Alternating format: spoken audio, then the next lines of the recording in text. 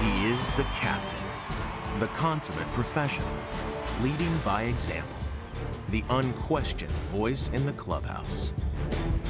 He is the entertainer, playing with an endless love for the game, dodging contact with his head, unable to control his legs, always having fun with teammates, often engaging in friendly conversation with rivals.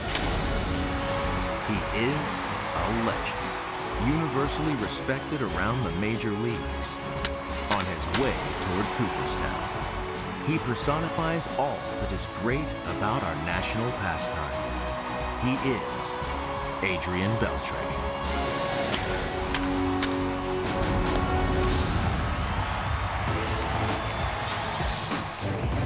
Rangers baseball is presented by Shiner Light Blonde. It's light done right. Oh, Adrian Beltre. We love this guy so much. He's been doing it 21 years and is still every bit as entertaining today as it has ever been. He'll lead the way tonight. Rangers and A's opening game here from the Oakland Coliseum. Welcome in, everybody. Great to be with you once again. I'm Dave Raymond alongside Mr. Ranger Tom Grief. Tom, I could watch that thing like a dozen more times. It is so much fun, and he has been such a blast. And the good news with Adrian Beltre is in the lineup today at third base. Good indication he's feeling better and healthy. The other indication has been the offense. It's so hard to hit Dave with a bad leg because you can't turn on the ball, you can't generate power, and everyone knows Adrian has been hurt, and he's just been doing the best that he can. He's been making some pretty good contact at the plate, but recently he started to drive the ball with authority. He's hit 3 home runs in the last 5 games, and I agree. I think that's a very good sign that he's starting to feel a little bit better. That and he's learning how to cope with the injury to his leg. The 3 home runs that he's hit have given him 1,138 extra base hits. And this is a list that's even more fun to look at than some of the others because he's just recently passed Ty Cobb on the extra base hits for all time, and he's zeroing in on Lou Gehrig. And Frank Robinson, Carl Yastrzemski just happened to be in the mix as well. So that's fun when you look at that list and see Cobb and Gehrig. That's an absurd list to give you just a little bit of insight into how great a career it has been for Adrian Beltre. And as we mentioned, he'll be leading the way for this Rangers offense tonight against an Oakland team that has been the story in Major League Baseball in the second half, largely because they've been pitching the ball as well as anybody in Major League Baseball in the second half. A 3.25 ERA since the All-Star break is the best in baseball. So they've been doing a great job on that side of the ball. And of course, they've been a very good hitting ball club. We would be remiss if in talking about the Oakland A's, we did not mention Chris Davis. As great as Chris Davis has been for the last 3 years, he's still not a household name throughout baseball. He is to the Rangers because we see him 19 times a year. He's hit 40 home runs this year. That leads all of Major League Baseball. He has 125 home runs the last 3 years. That leads Major League Baseball. He's the second A's player ever to have 3 straight 40 home run seasons. The other was Hall of Famer Jimmy Fox. That's pretty impressive. That's what he's done the last 3 years. He is literally one of the best power hitters in baseball. Okay, so Oakland very much in the thick of things in the American League West. It's scoreboard watching time here in the National League West. And we still need to talk about our starting pitchers for this one tonight. Oakland throwing us a little bit of a curveball. So the starting pitching in the spotlight when we come back.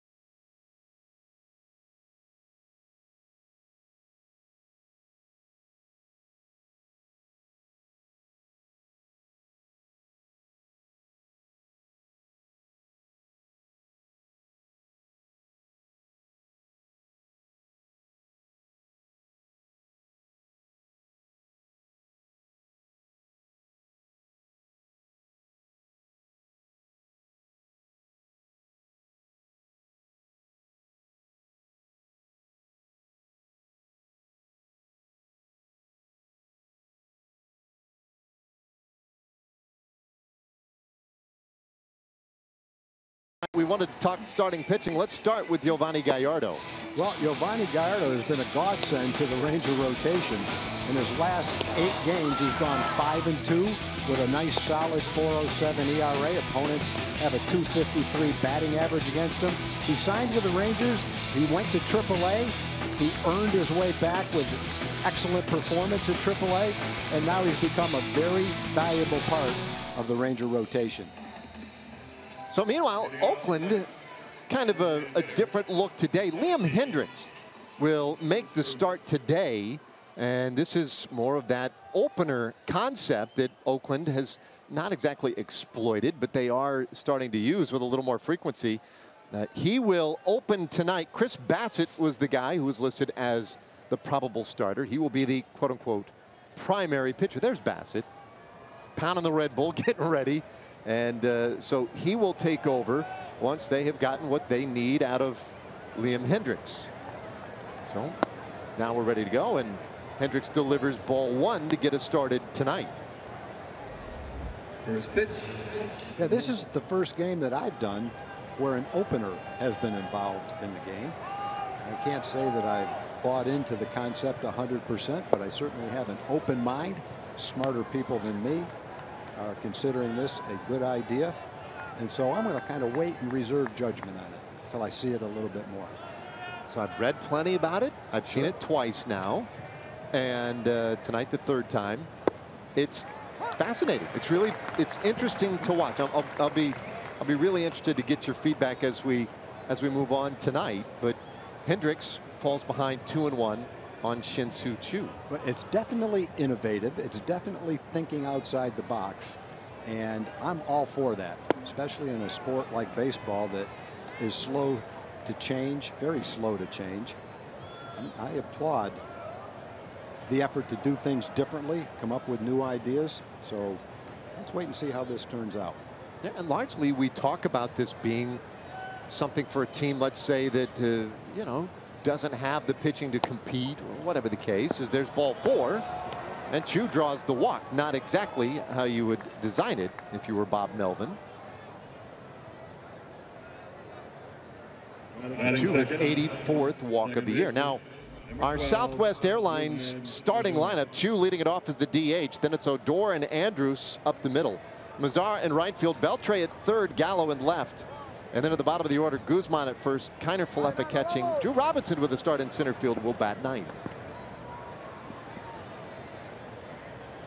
So a man on for Rougned Odor.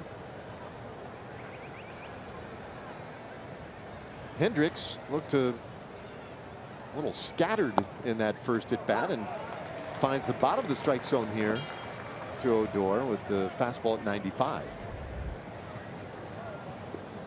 See Rugi's numbers for the year, and they are pretty good, especially when you consider how this season started for Rugi. He was 1 for 4 with a run scored in the final game of our last series at home. An off day yesterday. And he takes the ball 1-1 the count. I was just bumped into a scout upstairs here outside the broadcast booth just before the ball game, and he was talking about one guy or another. Boy, when Rugi's name came up, the eyes get big. You know, it's not just the, you know, Rangers and Rangers fans who have noticed. And Rugi's always had all the tools, but just the way he has put them together this year has people all around baseball, I think, kind of excited to see what kind of potential there really is long term with him. Yeah, he's not doing anything that he hasn't done before. He's just doing it more often. He's doing it regularly, especially defensively. He's always been able to go to his left, go to his right, charge a ball. He's got a strong arm. All the plays were there, but being able to do it day after day, making all the routine plays one right after the other, that's the part that wasn't there, and that's what he's been able to conquer.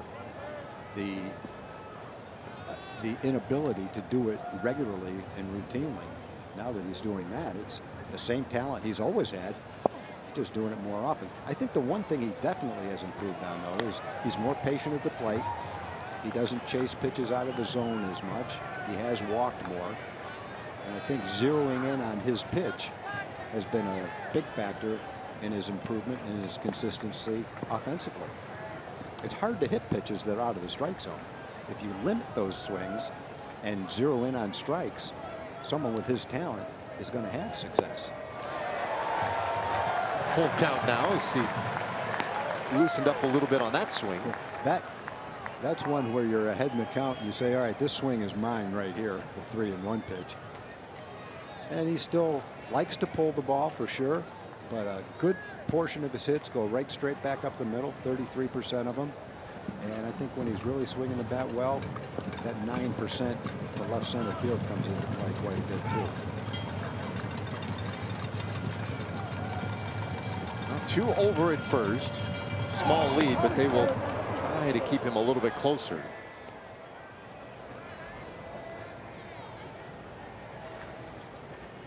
Full count on Odor. Rangers 61 wins, 79 losses.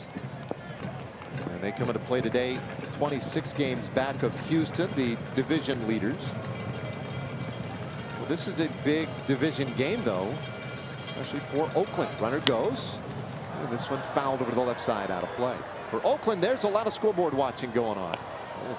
21 games left on their schedule. Bob Melvin has his club at 84-57. And they're only 3.5 games back of Houston for the division lead. They've got the wild card currently, the second wild card, and by a pretty wide margin over the next closest team, the Seattle Mariners. But they're still gunning for that division title as well. They should be. Yeah, there's such a difference between winning the division and being a wild card. It's just a flip of the coin sometimes in that one-game playoff to get to the next round. And to avoid that by winning the championship of your division is just a huge accomplishment. Nobody, I mean, you want to get to the postseason, but when you do, you'd rather be a division winner than a wild card team, that's for sure. If they are a wild card team, they'd like to catch the Yankees so that they have home field advantage. Sure, with that lead again.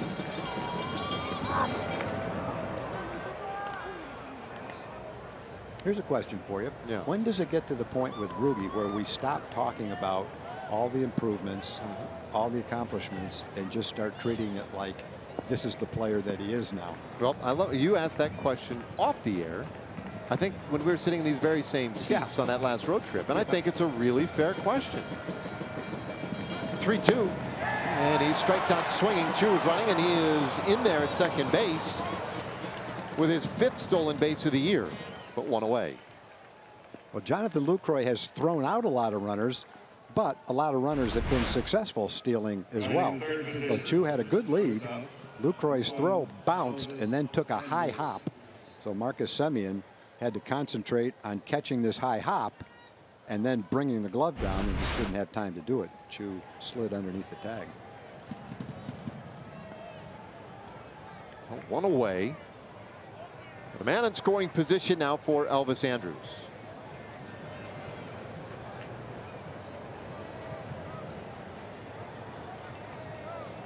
So Liam Hendricks, again the opener today for Oakland.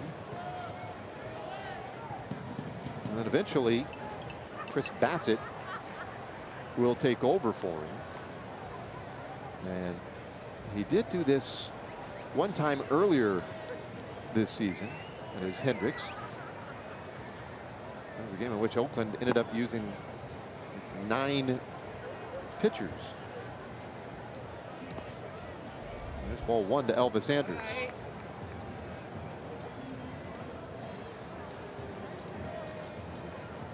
The idea is that the opener would pitch, let's say, 1, maybe 2 innings. You get the game started, and then turn it over to the primary pitcher, who would eat up 4 or 5 innings, and then you're in the late innings, ideally, and you could go to that back into your bullpen. Of course, for that plan to work, both the opener and the primary guy need to do their job. Little chopper, shortstop. Semien charges, throws out Andrus. 2 away. Here's our Shiner Blonde pitch arsenal for Leon Hendricks. He'll throw some 4-seam fastballs, quite a few of them as a matter of fact, and it reaches the mid-90s, a little higher sometimes. 2-seam fastball, a lot of fastballs, almost 70%. And essentially, he throws fastballs of 2 varieties, 4-seam, 2-seam, and a slider, 29% of the time, and just a few off-speed pitches. Our Shiner Light Blonde pitch arsenal. 29 years old. Right-hander from Australia.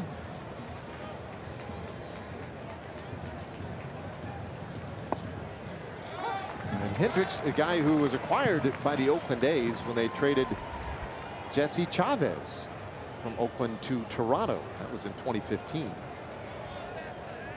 Chavez, of course, was with the Rangers for the better part of the first half this year, and then traded on to the Chicago Cubs. Mazzara pops this one foul out of play, and the count 0-2.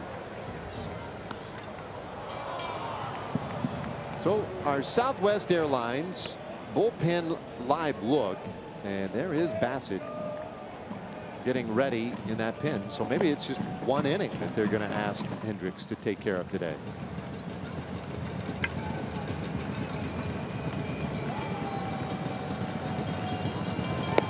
And I guess you want, one of the theories behind this is so that your starting pitcher doesn't have to face the best hitters on the other team the 3rd time through the lineup, or the 4th time through the lineup, or other long pitches. And it would seem that that's a lot more important depending on the quality of your starting pitcher. I don't think anyone's worried if Justin Verlander has to go through the lineup 3 or 4 times, or whether David Price has to do it, or whoever the number 1, 2, or 3 starters are in the league that you want to think of. So I don't know that this is a plan that's going to replace starting pitching, period. Certainly not the cream of the crop. Yeah, I'm with you. I don't think so. I think what we're likely to see eventually would be a lot of teams with, let's say, 2, maybe 3 guys in the quote-unquote rotation who handle it in the conventional way we've been used to handling it, and then a couple of spots in the rotation that you treat more with this opener and primary pitcher concept. 1-2. Bouncer down to first. Easy play for Olsen, and it completes a quiet top of the 1st inning. Rangers leave a man on, and now here come the A's.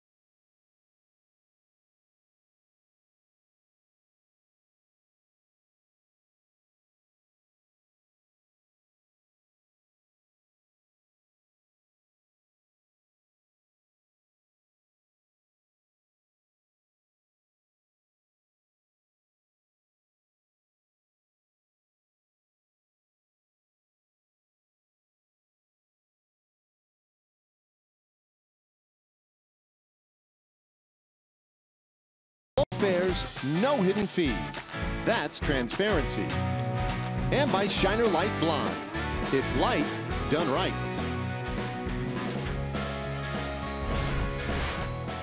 So a scoreless top of the 1st inning, and now Giovanni Gallardo ready to go to work. Giovanni 8-3 this year, a 5.14 ERA with the Rangers. It's his 14th start of the season.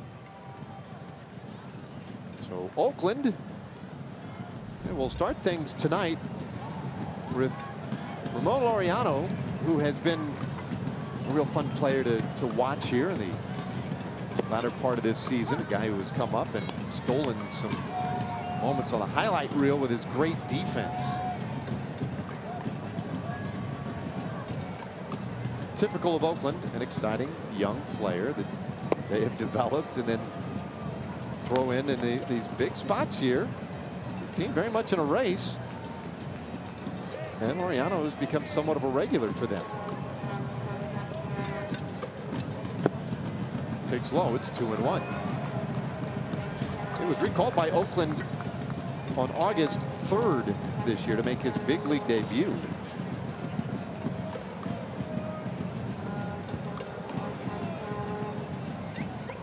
And he's done a nice job, handled himself at the plate. Hits this ball well out to left field. Gallo going back, he'll look up and it's gone. And Laureano starts this game with a home run, his 4th round tripper of the year. Oakland leads 1-0. Well, we were just here a week and a half ago, and we saw Laureano put a charge in a couple of balls in that series. Hit 2 home runs in a game. One of them went a long way off a window out there in left field. This one didn't go quite as far, but it had some height and it had some distance, and it was gone the second it hit the barrel of the bat. Goes over the first level of seats into that second level back there. That's some pretty nice power. His 4th home run. The Rangers have seen most of them.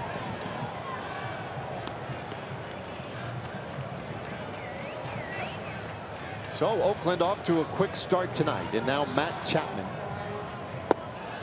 And a breaking ball in there. It's 1-1. Chapman 22 home runs now to go along with 56 RBIs. It's been a very good year for him offensively, and defensively he is without peer. I say that as a third baseman, he is without peer in the game. Defensively, really at any position, there's nobody who has been as valuable as he has been this year defensively. Flies out to center field. 1 away. Let's take a look at the A's starting lineup tonight. Laureano, who homered. Chapman with that fly ball. Now the veteran switch hitter Jed Lowry. Then it's Chris Davis, Matt Olson, Stephen Piscotty, the right fielder. At the bottom of the order, Marcus Semien, Chad Pinder, and the former Ranger Jonathan Lucroy doing the catching, batting 9th.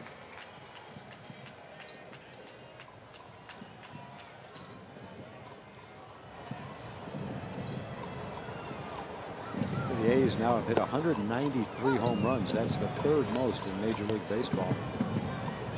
And the 2nd most doubles, 6th most runs. They have 5 guys in their lineup who have hit 20 or more home runs. This is a solid offensive team. Ground ball down to first. Routine play for Guzman, 2 away. Here's our Shiner light blonde pitch arsenal for Giovanni Gallardo. Not the power pitcher he was at one time in his career, but he's very effective, and he uses an assortment of pitches, a little bit of everything. Fastball, 2-seam, 4-seam, sliders, curveballs, changeups. It's a wide repertoire, and he's the kind of pitcher now who will use all his pitches at any given time. And since he came back from AAA for the Rangers, he's done a really nice job in the rotation. First pitch in there for a strike to Chris Davis. Look at those numbers for Chris Davis. 40 homers, 106 RBIs. Still better than 20 games left on the regular season schedule for the A's. 1-1 the count. A premier offensive player in the game, not just this year, but over the last couple of years. Nowhere near the publicity and hype as a number of other guys in the league. Ground ball to shortstop, and a nice dig over at first by Guzman to end the inning. But Oakland gets the first run of the game on a Laureano homer. We go to the 2nd inning. It's 1-0.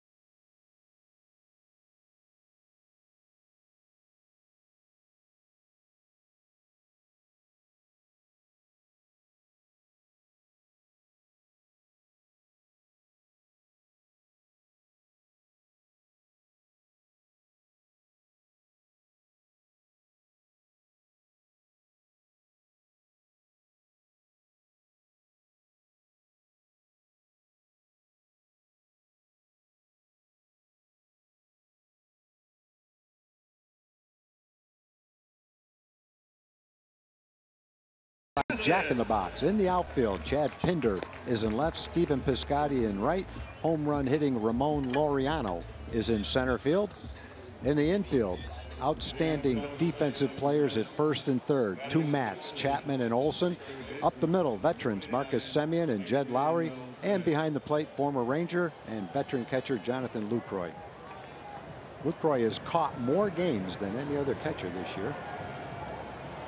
Well, our who's in, who's out pitching change, sponsored by In-N-Out Burger. And Chris Bassett is who's in. Getting tired of William Hendricks, so he's out. Bassett takes over, 6'5", 220 pounds, big right-hander. And he puts that first one a little bit low for a ball to Adrian Beltre. Beltre, Gallo, and Guzman here in the second.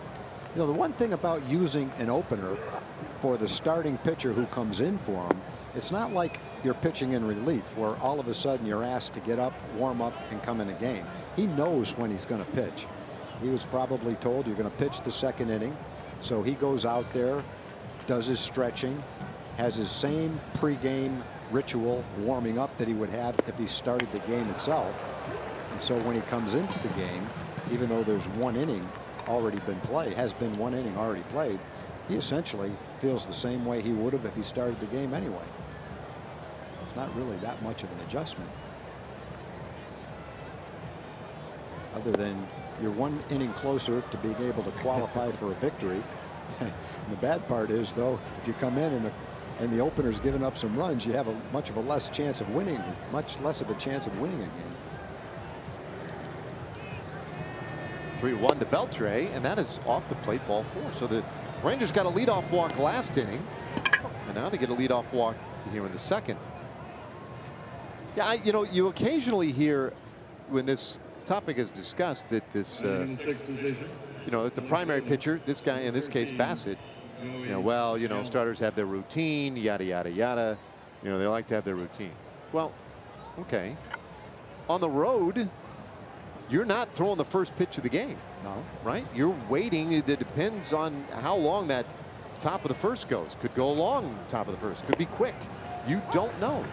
And so if you treat it as starting a road game, let's just say, then it is the same. Yeah, I don't think it's that big an adjustment, really. I don't either. The bottom line, though, is that if you have a really good starting pitcher, he is better than the opener and the other starter that's going to go along with the opener. And so ideally, you'd love to have 5 guys in your rotation who are better than a starting pitcher who pitches after an opener. Because I just don't think you're going to see the opener open a game for a frontline starting pitcher. Nope. I don't. We go to the playoffs and Houston brings out a bullpen guy and then Justin Verlander pitches the second inning, and that's going to be a shock to me. Gallo shoots this one through into right field, a base hit.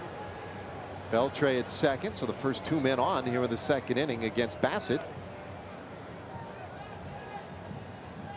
Yeah, it looked like a sinking pitch down and away. Joey probably hit it a little bit off the handle. I mean, off the end of the bat, but found a hole. So many of those balls that he's hit sharply to the right side of the infield have turned into outs this year, especially the ones pulled past the first baseman that look like base hits until you see the second baseman shifted all the way around toward the foul line. Anytime you can hit a ball through the infield on the right side, you have to feel pretty good about it. And you've had so many taken away from you during the season. Now Ronald Guzman.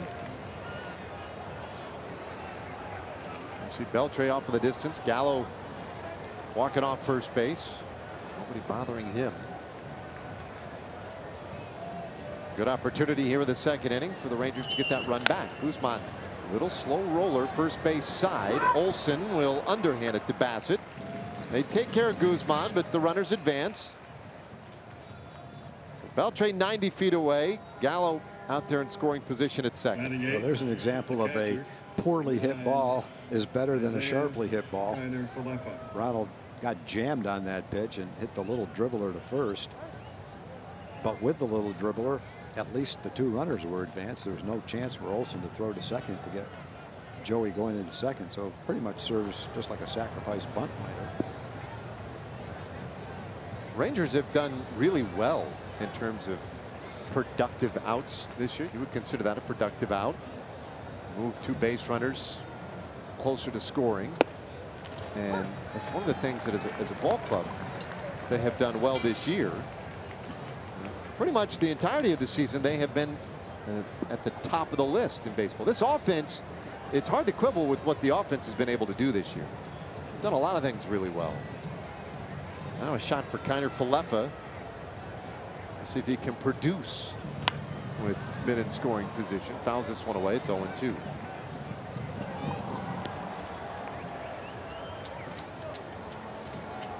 Isaiah getting the start behind the plate. .263 average, 4 home runs this year, 32 RBIs. One of those guys who, though he is very much a rookie, gives you kind of a veteran at bat. Let's see how he handles this down 0-2 in the count.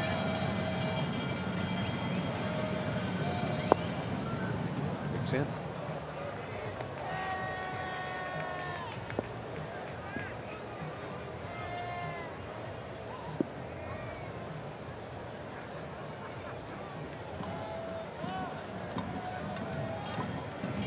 Friday night here in the East Bay. People have brought out a lot of their kitchen utensils, banging them around out in the outfield. On cue. They're nothing if not accommodating. Swing and a miss. That one dug out of the dirt. Lucroy has to throw him out, but there are 2 gone. A big pitch right there for Bassett. Got men on second and third and 1 out. Most balls put in play are going to bring in a run, but he throws him a good curveball. Close enough to the strike zone to get Isaiah to swing at it, but then at the end, the break to it brought it out of the strike zone and made it very difficult to make any kind of contact on it. Good pitch at a key point for Bassett.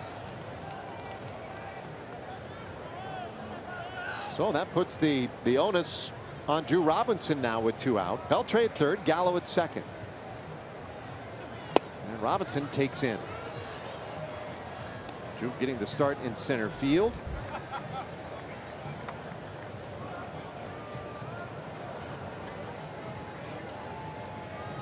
See his numbers for the year. Spent obviously the majority of the year this year at AAA Round Rock, where he hit .303. 10 home runs in 53 games down there. He's been up and down quite a few times. Recalled on August 17th by the Rangers, his 3rd stint with a big club.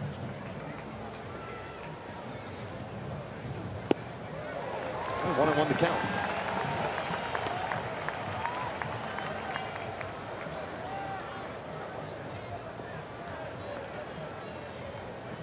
This is the opening game of a long road trip for the Rangers.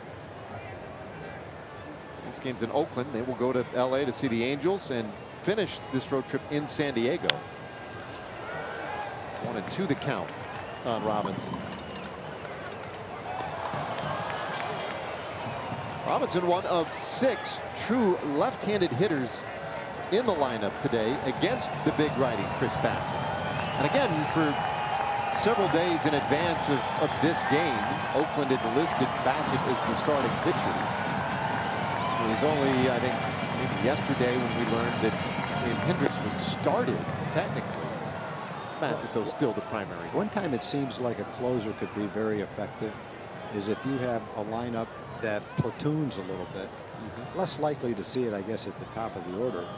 But let's say the regular starting pitcher is right-handed, and there's a lot of left-hand hitters in the lineup against him, and you start an opener who's left-handed, it might give you a better chance of sneaking through the first inning without giving up a run. Lefties versus lefties. Check swing, got one in the dirt. Here comes Beltre. Oh, they got him at the plate. I'm not sure. Adrian's going to ask them to check this. You know, to me, it Did he looked like tag him before his foot touched the base? I don't think so. It didn't seem like it to me. It looked like he slapped the tag on the plate after Adrian's foot had touched the base. Let's see.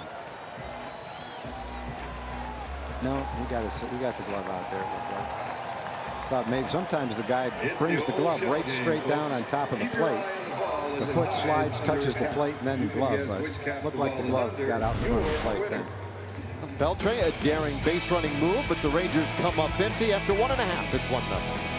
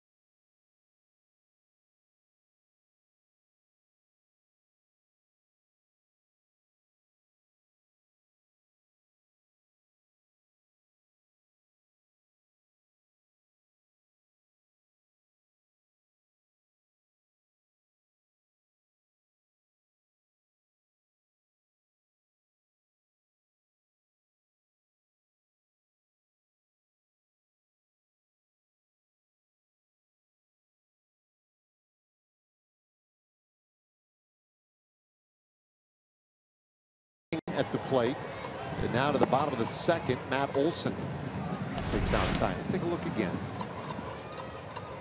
Yeah, he definitely got the glove between the foot and the base. The other thing to note is Ed Hickox, the home plate umpire. He is in perfect position, staring right at the play with great concentration, right on top of it, made the call. We've watched it in slow motion. A little bit different when the action is happening. It's going full speed. The glove slams down, the dust flies. A little bit more difficult to do it spur of the moment if you're the umpire than it is for us to look at the replay. Sometimes it takes 2 or 3 replays before we have the slightest idea how to call it. Olson lofts this one out just to the left of center field, and there's one away. Let's take a look at the Rangers defense tonight, delivered by DeMontron RV. Joey Gallo in left. Drew Robinson just made the play out in center field. Nomar Mazara is in right field. In the field today and playing third base is Adrian Beltre. It's Elvis and Rugi up the middle. Ronald Guzman's at first, and behind the plate, Isaiah Kiner-Falefa. One out, and Stephen Piscotty. Whoa, one got him. Piscotty heads to first.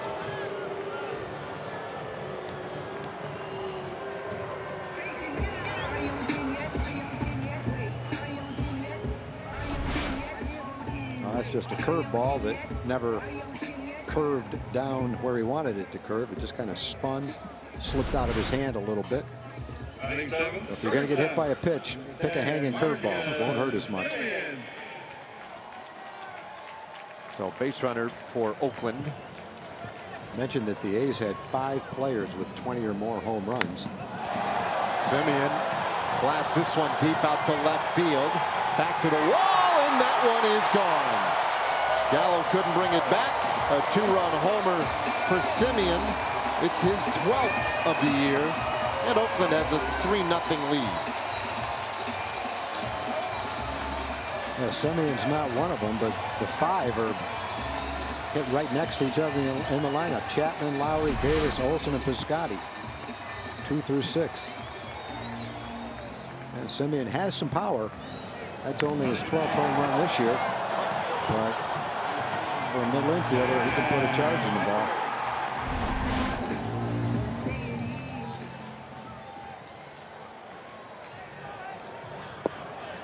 So 3-0, and now here is Pender, the 8th place hitter. Semien in 2016 played 159 games and hit 27 home runs. A little bit below that pace right now, but that shows what he's capable of. 2-1 the count.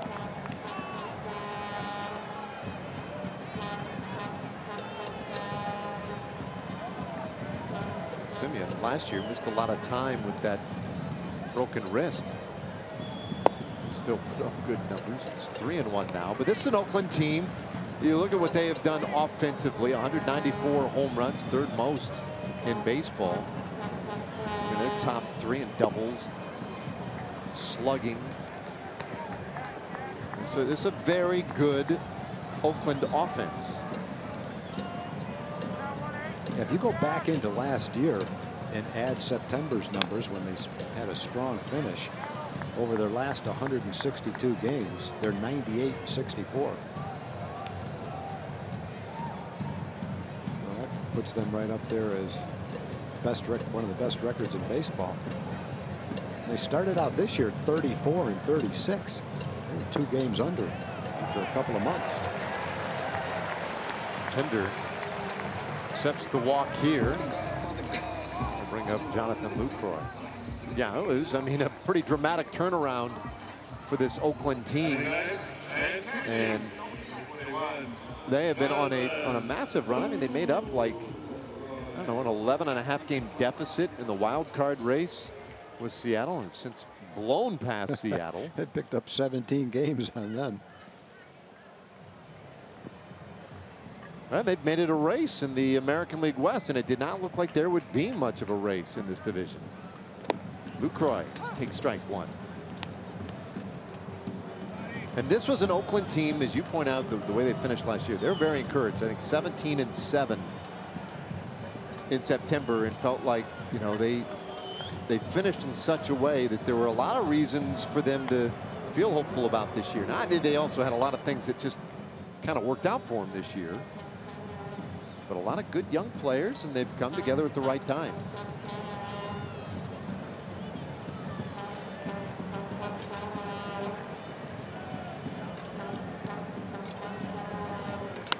This one up the middle and just off of Odor's glove. Pender will stop at second. Base hit for Lucroy, and we'll turn the lineup over. Time for our WinStar World Casino and Resort leaderboard tonight. And look at the A's since the All-Star break, 29-15, just a half game shy of the best record in baseball, which currently held by the Red Sox. Cardinals have the most wins with 30. It's been a terrific run for this team. And there is ball 1 now to Laureano, who homered in the first.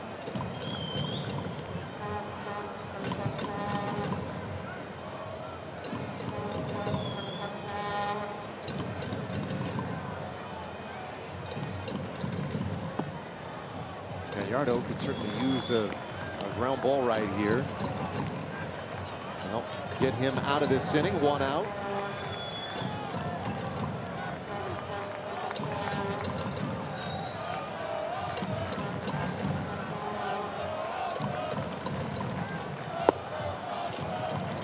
Too far outside. 3-0 to Laureano. So he's in danger of loading the bases for Matt Chapman, the man waiting on deck. Exactly what you'd hope to do here. 3-0. That's a strike. Laureano is a .375 on base percentage this year, so he's been doing a great job up at the top of the order for them. Outside ball 4, so he's homered and walked so far tonight.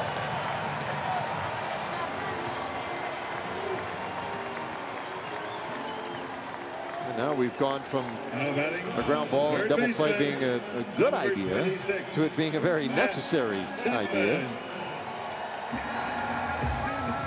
Well, you get into a situation against a team that scores a lot, hits a lot of home runs, who through 7 hitters had hit 2 home runs. As a pitcher, it's pretty natural to try to be a little bit careful to the guys coming up. And what's happened is it's led to a couple of bases on balls. And a dangerous Matt Chapman at the plate, our TXU Energy power player to watch. 33 extra base hits since the All-Star break, most in baseball. More than Christian Yelich, more than Ronald Acuna Jr.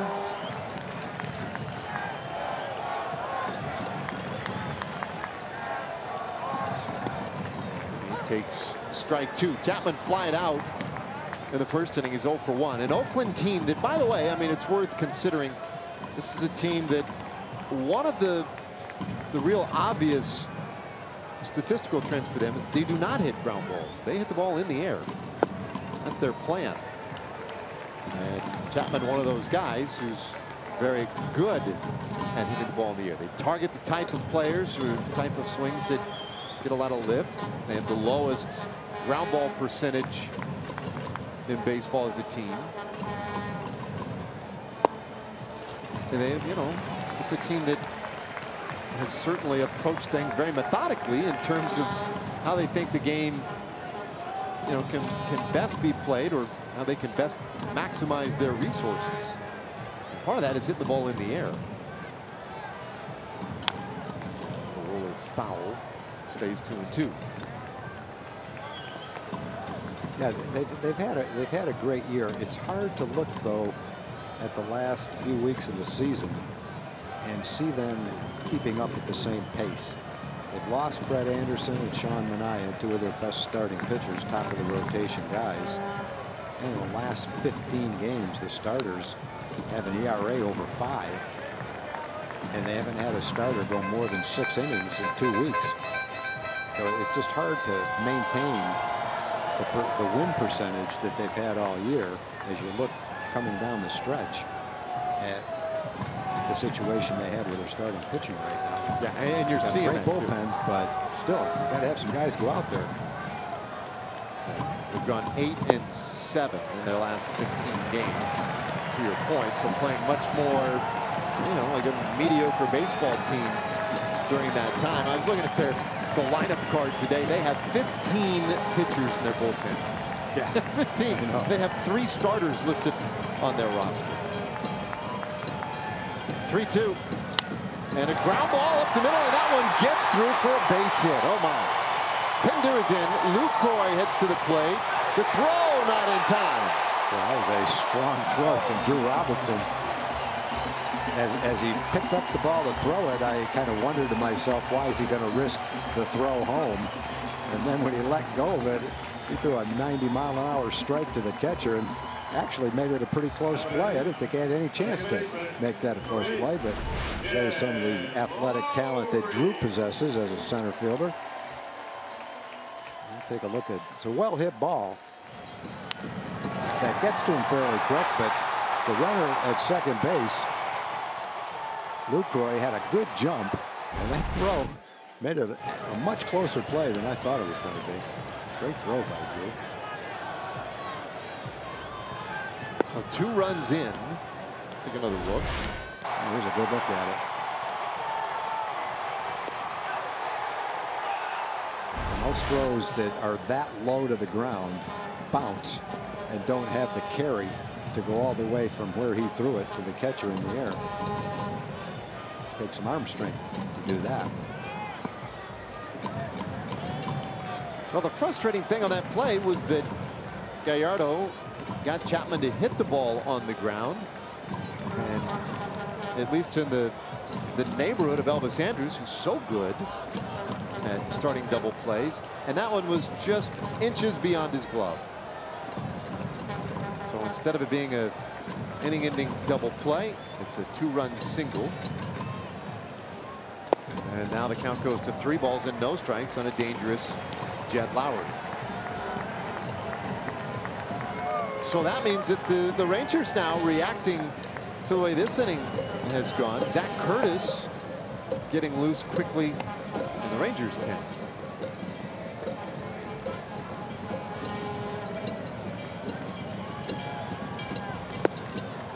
And there's ball 4, so Lowry is on to load the bases.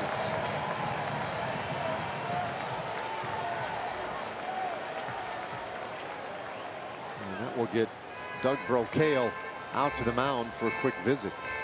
I think Banny prefers the righty-righty matchup, even though Giovanni's struggling against Chris Davis. Doesn't really want to bring a left-hander in to face Chris Davis. Although Chris Davis has been cold. Chris Davis is 6 for 50 in his last 14 games with 25 strikeouts. So he struck out in half of his at-bats. I don't think that really means much to the Rangers when we play Chris Davis, based on what we've seen him do in the past. Whether he's been hot, whether he's been cold, really hasn't mattered. It's been a different story trying to get him out over the years. Number 2, Chris Davis. He does hit into his fair share of double plays. Davis this year has bounced into 12 of them. So maybe Gallardo a little bit low, ball 1. 5-0 the score. Oakland with a solo home run in the first and 4 runs across here in the second inning. Giovanni got the first hitter, Olsen, to fly out, and 7 straight have reached. 3 of them have been bases on balls.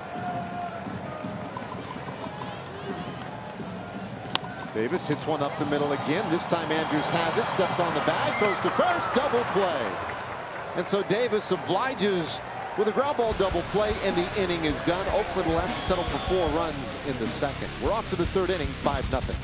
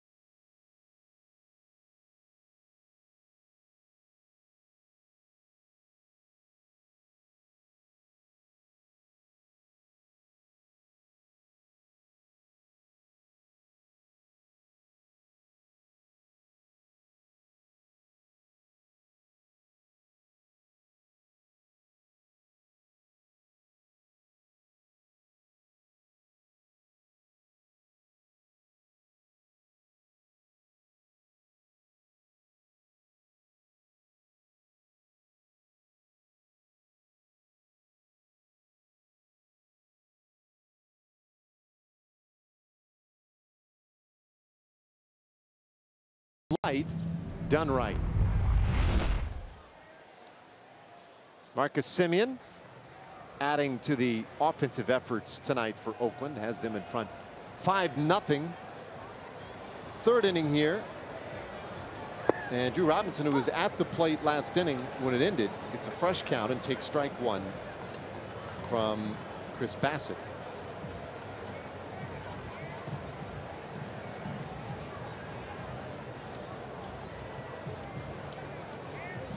Bassett came on last inning and put up a scoreless second inning, but he walked the first batter he faced, gave up a hit to Joey Gallo. It looked like the Rangers might have a chance to get to him. Big right-handers 1-1. It's a call. 1-2. We were talking last inning about the left-right splits, right? And if you have a lineup like the Rangers tonight, heavily loaded with lefties, because they expect the right-hander Bassett. Maybe teams would counter with their opener being, as an example, a left-hander who can, you know, take advantage of that just a little bit. The A's went with another right-hander as this ball hit hard out to right field, and Piscotty was right there one way. Anyway, Liam Hendricks was the guy they started, and when you look at the numbers for Liam Hendricks, lefty righty splits, you know, oddly enough, he's harder on left-handed hitters. So yeah, it was a right-handed pitcher, but it was a guy who has better numbers against lefties this year than he does righties. And so from that standpoint, it made sense for Bob Melvin. Bassett's first offering to Chu upstairs.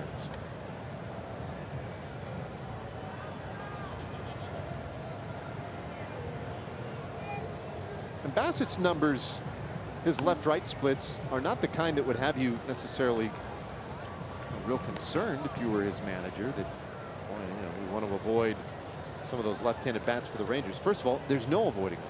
And 6 of the 9 hitters come from the left side. He's going to face plenty. It's 1-1. Chu takes inside.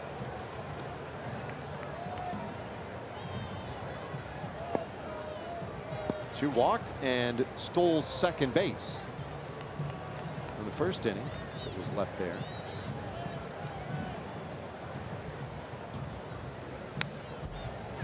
2-2.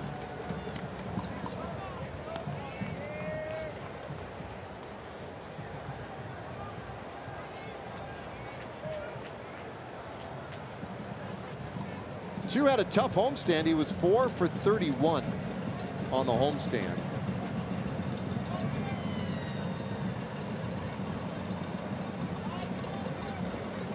2-2 pitch. That one off the handle, foul.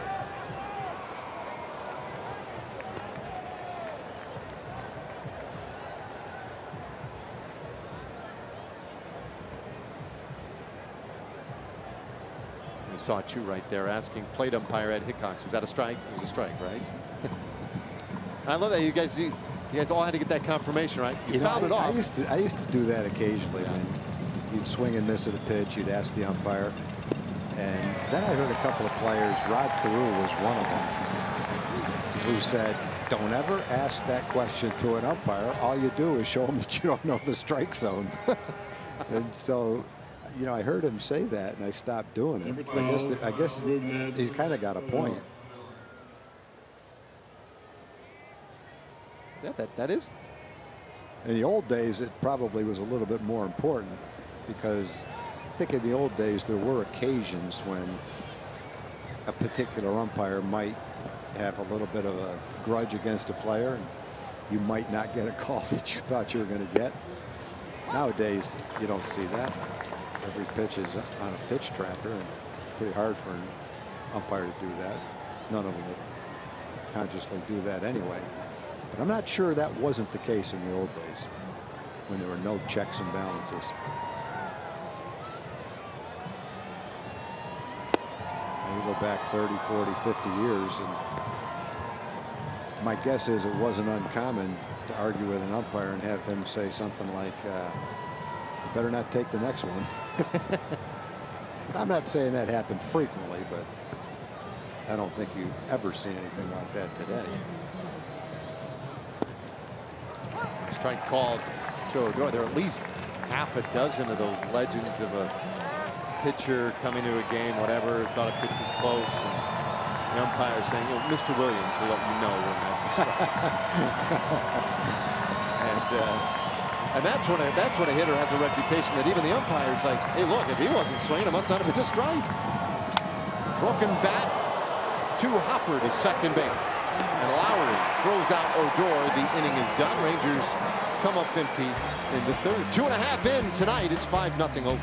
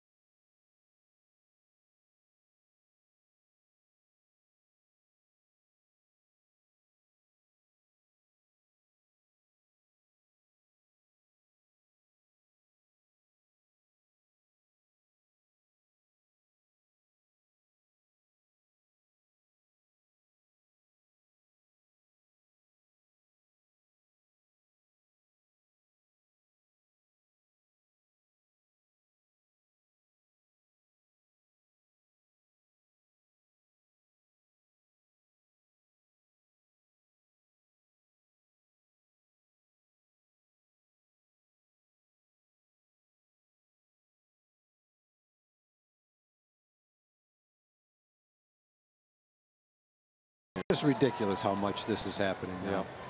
You know, and you know, whatever, for whatever the reason is, the guys are just bigger, stronger, they throw harder, they, you know, whatever the reason this is happening, it must just not be avoidable, because every team in baseball has researched it. The doctors have never been more competent, never been more diligent. Everything that you could possibly do to prevent that type of an injury is being done. And it just must boil down to the physiology of throwing a baseball as hard as these guys throw a baseball. Just makes it almost impossible to avoid this. It's, well, especially when you see guys like him, so talented, such a high ceiling, so exciting. I mean, as bad a season as they are having on the south side of Chicago, man, he was bringing a lot of electricity and excitement. It just doesn't get any worse than that. You've got a guy that you think is going to be your #1 starter, and he's ready to go for next year. And now it's going to be 2 years before you really get him back. It's just crippling. It's played by Guzman behind first base. And Gallardo combined to take care of Matt Olson, one away here in the 3rd inning. Well, the Rangers have had it with several of their bright young prospects. Good news is that they're starting to trickle back into the active role right now, and hopefully over the next couple of years we'll see some of them getting to the big leagues. But it's certainly required patience, and probably along the way a little bit of frustration trying to overcome the depth within a farm system when several of your best guys, that the ones that you're counting on the most, have had to have that Tommy John surgery. But all teams are dealing with it. That's not, no team is immune to it, that's for sure. Stephen Piscotty takes outside for a ball. I mean, baseball's dealing with it. I mean, let's think about this. Whatever, it's 2 or 3 days span when we see Shohei Ohtani and Mike Kopech. Both, I mean, 2 of the brightest young stars coming in, and that's just horrible news. It's horrible for those teams, but it's horrible for baseball fans. I love seeing these guys. Sure. I wish they were on your team, but even when they're not there, I mean, they're such great talents. Scotty fouls that one away. It's 2-2. Yeah, the more often these young top of the rotation prospects get hurt, the more often we're going to see openers starting games in the big leagues. You know, if injuries weren't a part of the game, then you've got who knows how many more #1, #2 starters staying healthy, playing on big league teams. And your #1 starter is not going to pitch after an opener.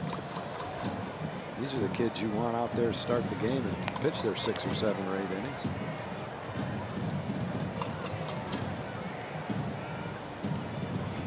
One out here in the 3rd inning.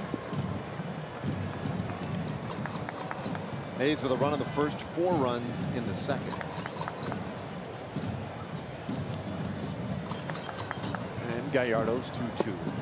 Oh, that's low. Would you say that the Tampa Bay Rays have used the opener more than any other team? Yes, and by a wide margin. By a wide margin. But they don't do it when Blake Snell pitches. No, exactly right. They've used it about 40, somewhere between 40 and 45 times, I think.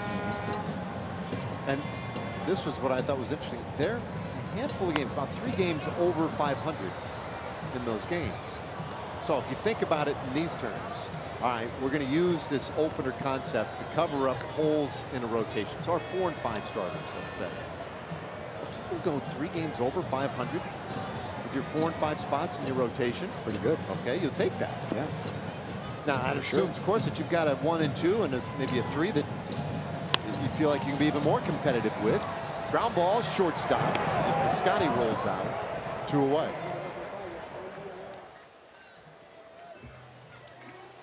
You can keep up with all things Texas high school football in the palm of your hand. The Football Friday app gives you live scores, schedules, updates for your favorite teams, plus the opportunity to interact with fans, connect with social media, and win prizes. That's right. Whether you're a fan, a student, a player, or a coach, the best app for Texas high school football. Download it free today and don't miss a thing. So most people would say that the A's have been a surprise this year. Not a surprise that they're a good young developing team, but a surprise that they're 84 and 57. I'm almost more surprised that Tampa Bay is 75-64. This one out into left field. Base hit for Simeon. He's having a good night. Now, maybe if I knew their young players better than I do, I have to admit, I don't know much about their young players. Maybe I wouldn't be so surprised. I just don't know that much about them. It just seems to me, based on their lineups and their pitchers, 11 games over 500 at this stage of the season is a pretty nice accomplishment. Yeah, no, I think you're right. And they're 21 games back of Boston. Tough year to be in that division. Pitch high to Chad Pender. But you're right. I mean, a surprise team, a surprise turnaround for them. I think where they would be. Let's see if They'd be 4.5 games out in the Central. Cleveland's 20 games over.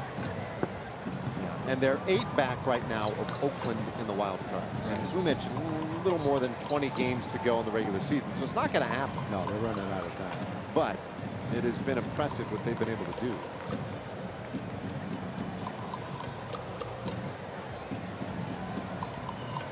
Two outs. Simeon at first. He's a good base runner. Bouncer foul. 1-2 the count. You know, and who knows, if we played Tampa Bay every year 19 times and we knew their players a little bit better, maybe we wouldn't be so surprised that they were 11 games over 500. It's probably not fair to say, not knowing their young players. Maybe they have young players that are like Matt Chapman, Matt Olson, some of the young players that the A's have. They don't have Chris Davis, though, that's for sure. But they do have Carlos Gomez. And that's a thrill a minute. That's worth watching, that's for sure. That play that he had where he got hit by the pitch and faked like he was dying, like he got shot. That's one of the all-time right there. That's right up there with some of them. Maybe he picked that up watching Adrian. Tried to see what he could do like Adrian might do. That was beautiful. Slow chopper short. Good barehand play by Andrews. And they throw out Pender to win the inning. By the way, Tampa Bay, they've gone 13-3 for their last 16 games. Wow. All right, off we go to the 4th inning here, 5-0.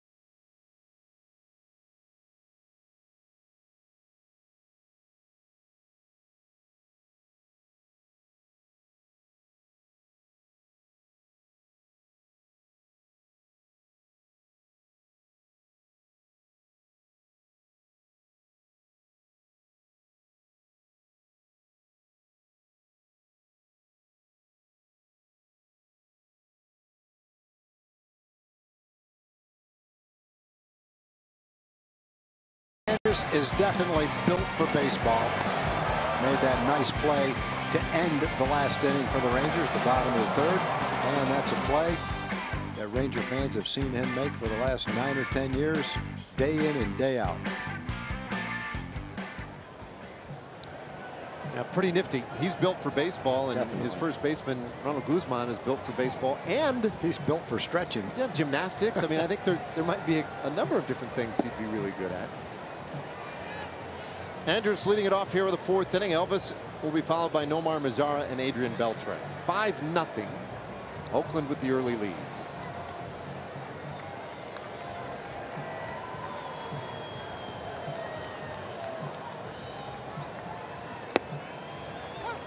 One. Now, I feel like this is sort of a ridiculous thing to say, but you have to treat this 4th inning almost like it's the 7th inning if you're the Rangers offensively. And I wonder, I should have asked Manny about this today.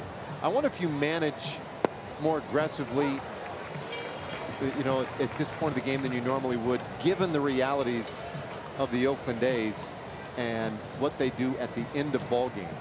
I think it enters into your game plan, sure. I mean, managers are so thoroughly prepared with all sorts of data that you have to factor into your overall game plan when you go into a series the late inning bullpen prowess of a team like the A's. I think you definitely have to consider that. I don't know that you make any dramatic decisions, but it has to be at least in the back of your mind. I mean, it's not totally crazy to say that the game is almost over at the 7th inning when this team leads. They're 60-0 this year when leading after 7 innings. And if you want to take that back to last year, they're 75-0 when leading after 7 innings. The last time to beat Oakland, the last team rather to beat Oakland, when Oakland took a lead past the 7th, was the Texas Rangers, though. So if anybody feels like they might have some sort of formula or a strategy to beat them, it would be the Rangers. 2-2. Chopper up the middle, could be a tough play, and it is. That one gets through, a base hit for Andrews.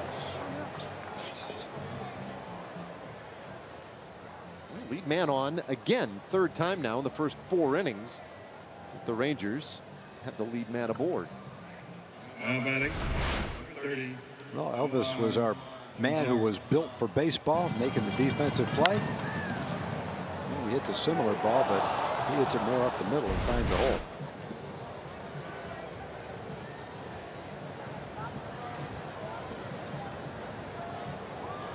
So Elvis at first, and now here is Nomar Mazara, 0 for 1, grounded out to first base.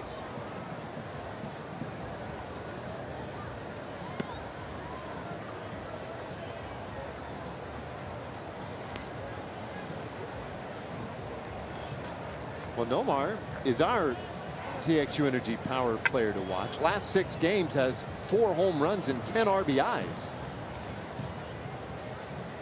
So he's been making some really good contact lately. 7 for his last 15 at the plate. He takes a strike. It's 1-1.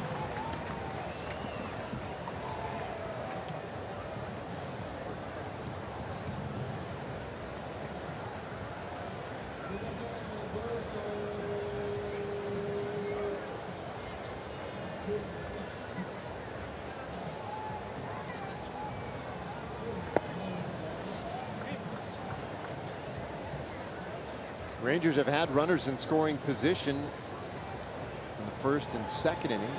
The only time that they went quietly or in order last inning. So they've had at least a little something building most of the night against, whether it's Chris Bassett or Liam Hendricks. This one fouled away. It's 2-2.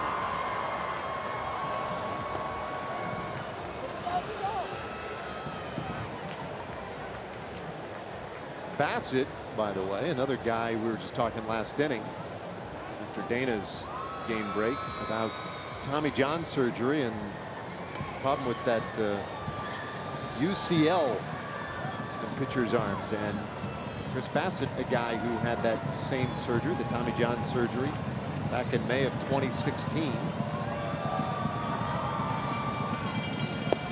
Swing and a miss, and he gets Mazara one away. That was a nice fastball by Bassett.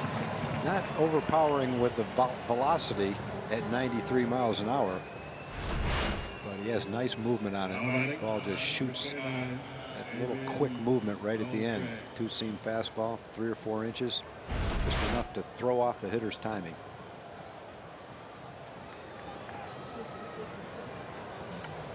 Facet was pitching pretty well in AAA. He's been up and down a couple of times this year, but in his last four starts with Oakland, he's 2-0 with a 2.66 ERA. In his last 4 starts in AAA in the month of August, he was 2-1 with a 1.85. So he's been throwing the ball well in AAA, and when he's had his opportunities, recently anyway, he's been pitching pretty well for the A's.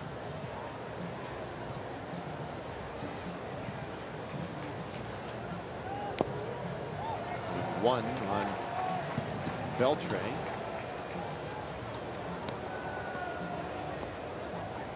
Bassett, the one thing is he has not gone real deep in recent starts. Really, in fact, most of this year with Oakland.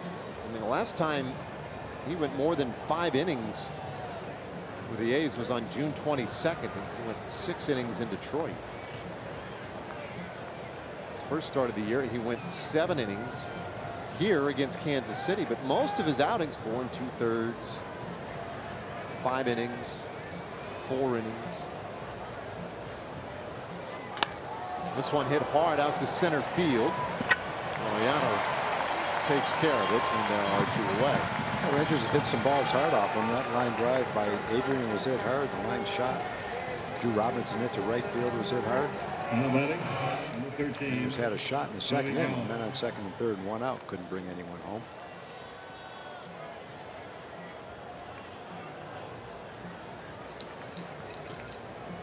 So now Gallo.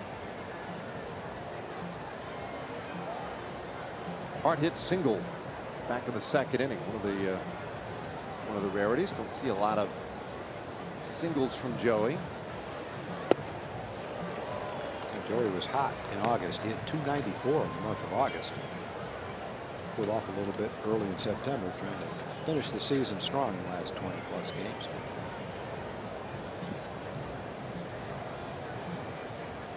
Joey homering once about every 13 at bats. And he hits this ball high in the air, deep out to right field. Piscotty going back. He'll look up. It is gone. So Gallo leaves the yard, number 35 for Joey. And the Rangers are on the board in this one. Yeah, we're talking about him getting hot and finishing strong, and base hit in the second inning and a home run in the fourth inning. You were telling me about a home run that Ohtani hit against the Rangers that went straight up in the air, came down 2 rows back. Did it look something like this? A little bit. That ball was launched straight up in the air. It was almost impossible to tell how far it was going to go. You could tell a little bit by watching the outfielder. Piscotty is kind of looking up at it. But that was coming almost straight down. It was hit so high. Yeah, it's funny. Piscotty didn't give up on it, right? I mean, he just kept going back. What the heck? This thing might still come right back down on me. It was way up there. You see the distance at 388. And we'll see if we can get the launch angle of that one. The launch angle the other day for Ohtani was 45 degrees. And it just seemed absurdly straight up. It had to be that close to that, doesn't it? I don't know how much higher you can hit a ball and get it to go. Well, that one went, how far did that one go? 385, did you say? That one there, 388, yep. You know, the only way Ohtani's could have gone with much of a higher launch angle if it didn't go quite so far, you hit it even higher. All right, let's take a look. We've got StatCast AI powered by AWS. It's going to show us what you asked for, Dave. Not quite 45 degrees, but pretty close. 41 degrees and almost 110 miles an hour off the bat, 388 feet. Broken bat flared towards short. Backhand Chapman, and the throw in time to get Guzman. We'll wait and see. Rangers might want to take a look at that one. Gabe Morales over there at first. Rings up Guzman, but I don't know. Chapman's got a great arm, and he needed all the velocity to get that one. I think he might have gotten it. Wow. Boy, Guzman just barely touched first base. So the Rangers will let it go. But they're on the board. The Gallo two-run homer makes it a 5-2 game.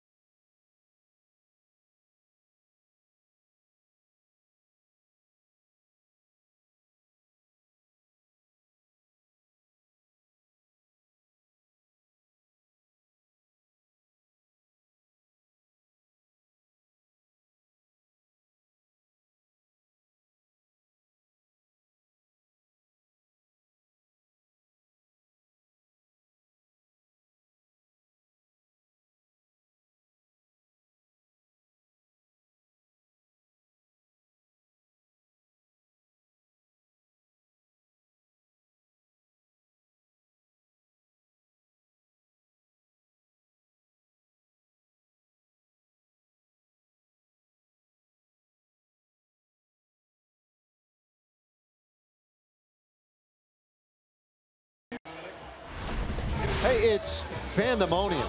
Rangers fans can get $1 tickets, $1 parking, and $1 hot dogs for the 105 game on Wednesday, September 19th, courtesy of 105.3 The Fan. It's the Rangers and Rays, the last dollar hot dog day of the season. Use the online coupon code 1 at texasrangers.com/specials and take advantage of this Fandemonium. All right, Jonathan Lucroy leading things off here in the 4th inning.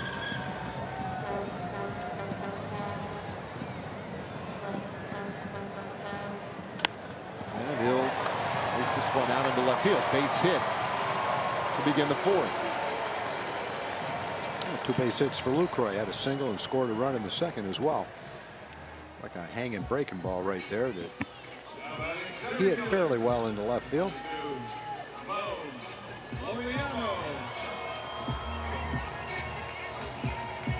So he is aboard for leadoff man Ramon Laureano, who's homered and walked.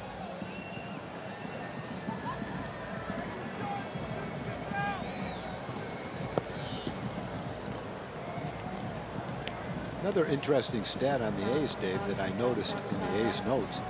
They're 30 and 34 against the AL West.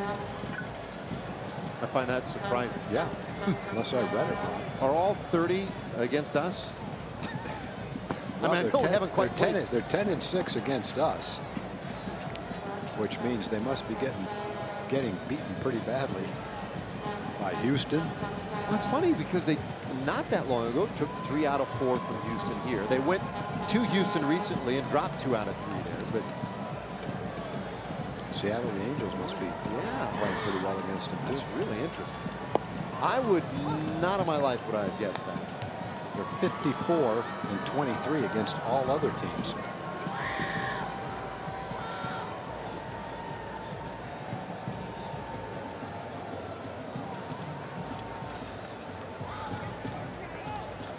Two-one from Gallardo. Laureano spoils that to the right side. Laureano, kind of an interesting guy in that he was with the Astros organization, and last year was his last year in the Houston organization. He was at Double-A Corpus Christi, and he did not put up really big numbers, a .227 average. But he has good speed, and that was probably his calling card.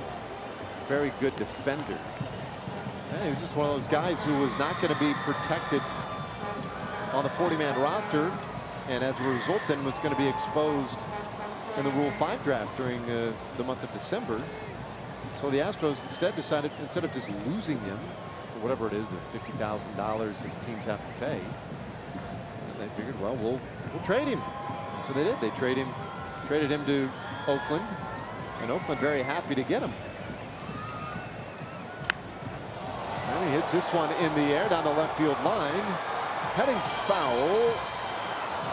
And that's just a long strike. What a great effort down there in that left field corner. Gallo went into a slide and stopped himself just in time. I mean, you can really hurt yourself on those types of plays. He went 100% after this. He knew he had to slide to keep from hitting the wall, but it didn't stop a pretty hard smash by his knees into the wall. His best way to slow down is to slide, but he started his slide a little close to the wall. Hit it pretty hard. Glad to see him get up and be okay.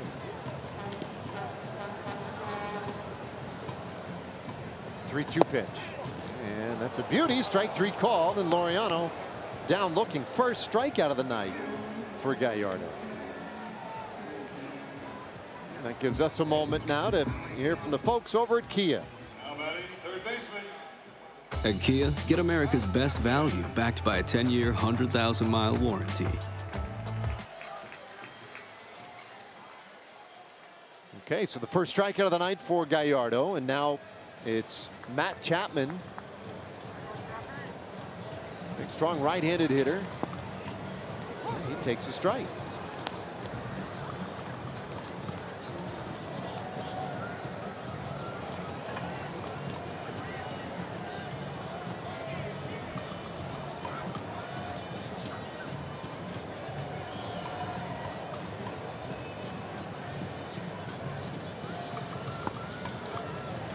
Ball misses 1-1.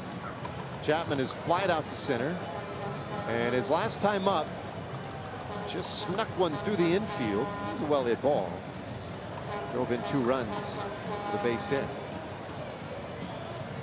Chapman now with 58 RBIs for the year. Takes a strike. Chapman, we talk a lot about him when we play Oakland. He's a really bright young player. He's 25 years old, a first-round pick in 2014.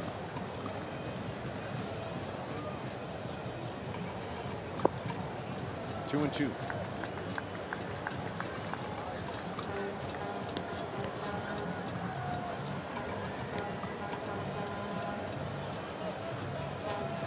Last year played in 84 games with Oakland. And we talk about how great his defense is. It's very good.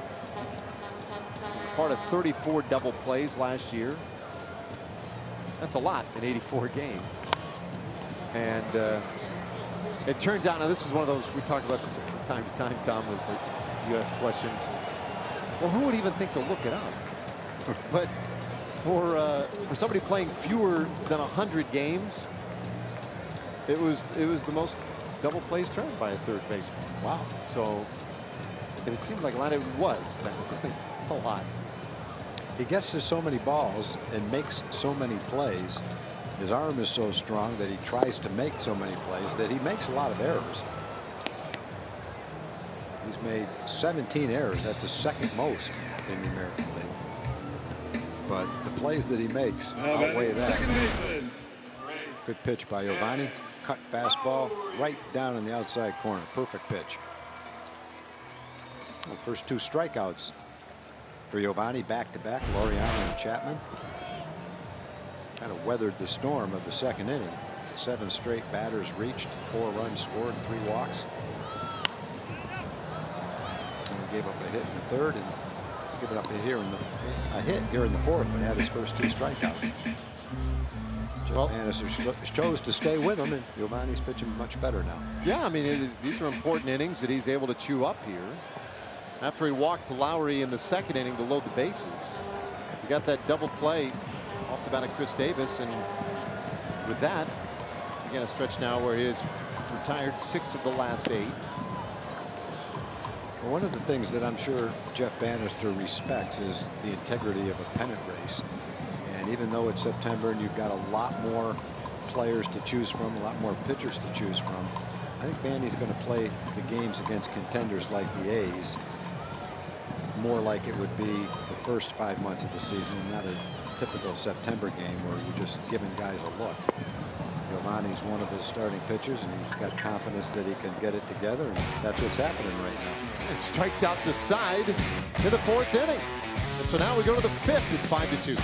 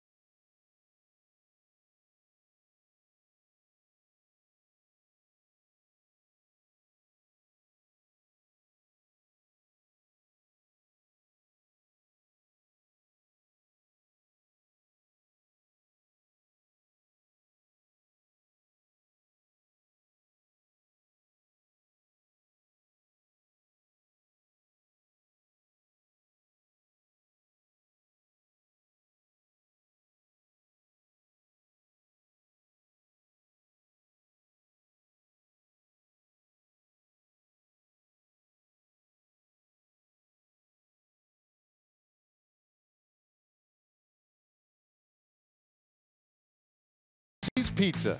Head to CiCi's Buffet for new endless pan pizzas available in Meat Eater and Supreme. In Oakland and off to the 5th inning. Yusmeiro Petit is the new pitcher in the ball game, and our Kubota power stats. He throws a lot of strikes when he's behind the count. In fact, he comes back with some aggression. Nearly 80% of his pitches when behind the count. He's able to get his strike. Best percentage among relievers. This bullpen is so good. Done a lot of things really well. Kiner Falefa pops this one up out into right field. Piscotty has a beat on it, and there's one away.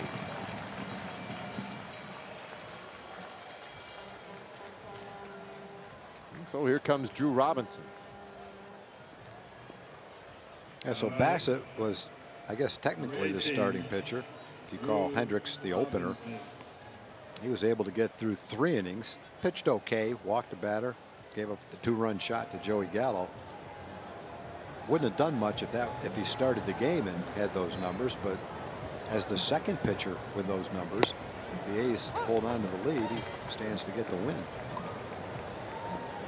Can't get the win if you start unless you pitch at least 5 innings.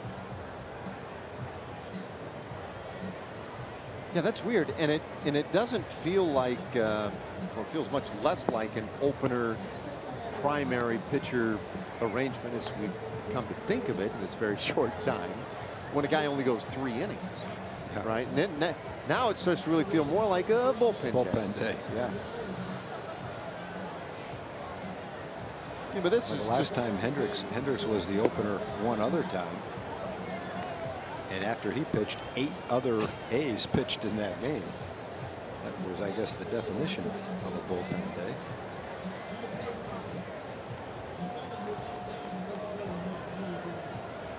Now the 2-1 pitch is high, 3-1 to Robinson.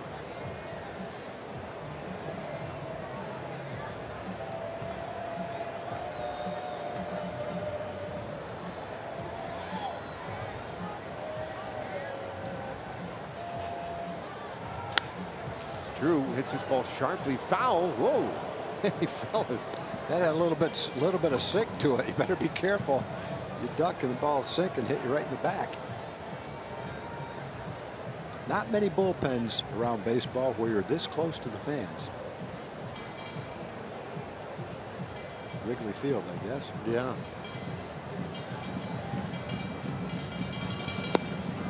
3-2 pitch. Oh, strike 3 called. Robinson down looking. 2 gone. Well, the 7 kingdoms can all agree that Globe Life Park is the perfect place to enjoy a baseball game.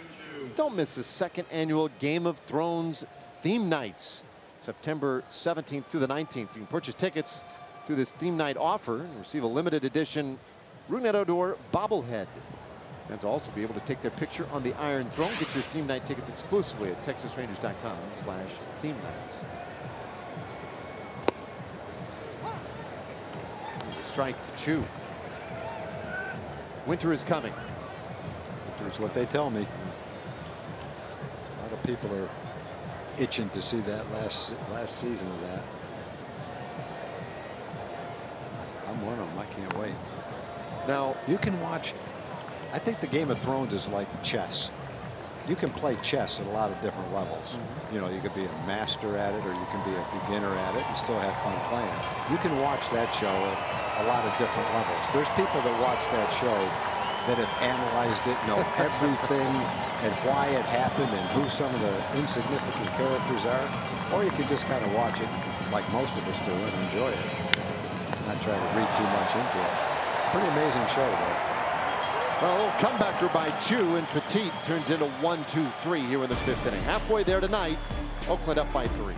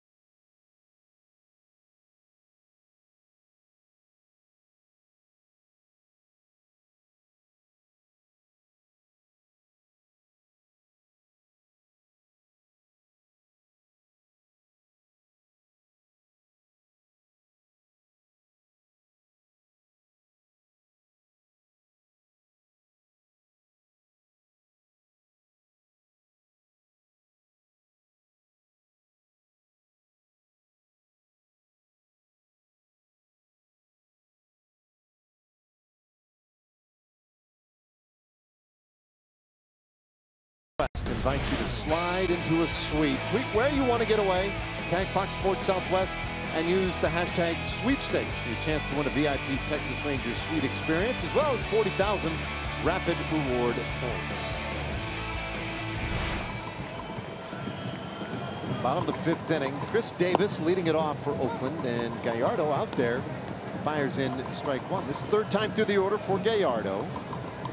First 2 times up, Davis is bounced 1 to shortstop.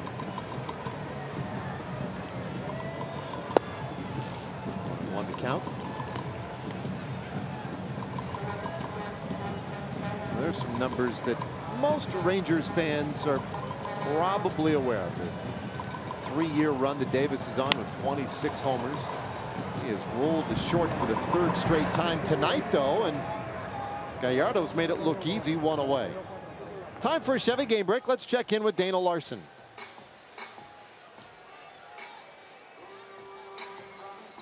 Now batting first baseman, 28, Matt Olson.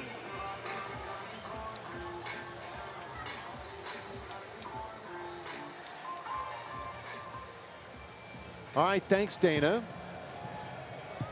So yeah, that is kind of fun to see those teams getting together this time of year. You know both are going to be in the postseason in some fashion or another. You see the updated American League West standings. The Astros have been a really good team all year. I think they're better now than they have been all year long. If they ever get Carlos Correa on a hot streak going into the postseason, then I think they're going to be everything they were last year. The rotation is great. Bullpen's better now. They've made some additions to it. And you've got Bregman playing like an MVP. Altuve's been an MVP. Springer's a star. Their lineup is great. Reddick, good solid player. The one guy that hasn't got hot, in fact, he's been pretty cold for quite a while, is Carlos Correa. And in the middle of the lineup, if he gets hot, then I think the Astros are the best team in baseball. Whether he gets hot or not, I think they're the best team in baseball. Just can't duplicate their starting pitching anywhere else. Although in a short series, the Indians, I wouldn't want to play the Indians either. No, and they, you know, the Houston Astros, it just seems like this is the time of year when this happens too. Those teams that are really built, you know, to be championship teams really start to separate this time of year, and you just sort of feel it right now. Yep, I think so too.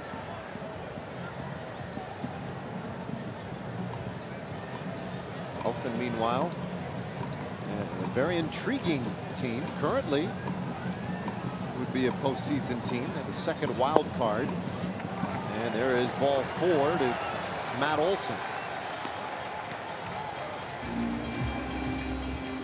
Oakland has a base runner here in the 5th inning. The Rangers preparing to replace Gallardo if needed here. Connor Sadzik and Zach Curtis both loosening up out there. Yeah, Curtis and Sadzik are two guys that I think we're going to see regularly last 3 weeks of the season. Both of them have a lot of potential. I think the Rangers want to see as much of each of those young pitchers as they can. Now Piscotty. For both of them, the next 3 weeks is pretty important to position yourself going into spring training.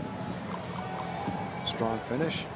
Doesn't guarantee anything, but I think opening eyes in September at least makes people remember that going into spring training. You still have to go there and win a job. So nothing's going to be handed to you, but you got the inside track with a strong September.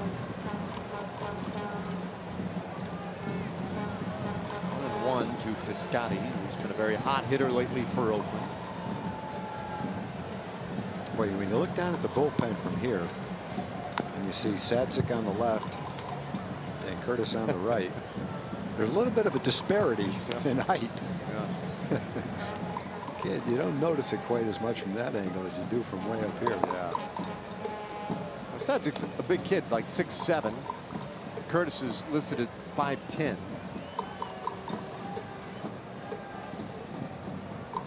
But you're right. There's something about our perspective from up here that makes it look even more absurd. Down in the dirt. Quick throw back to first. Olson back in there. One of the better ones was Aaron Judge standing on second base right next to Altuve, who wasn't standing on the base. So Judge is about whatever 6'10", and Altuve's 5'5".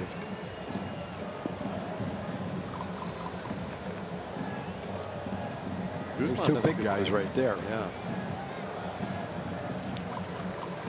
Yeah, Guzzi could have that situation if Altuve was on first.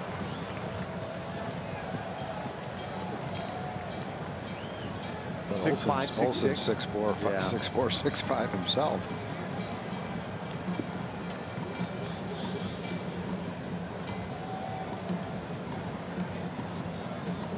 Olsen with a small lead, 3-2 pitch, and that one fouled straight down. We'll do it again.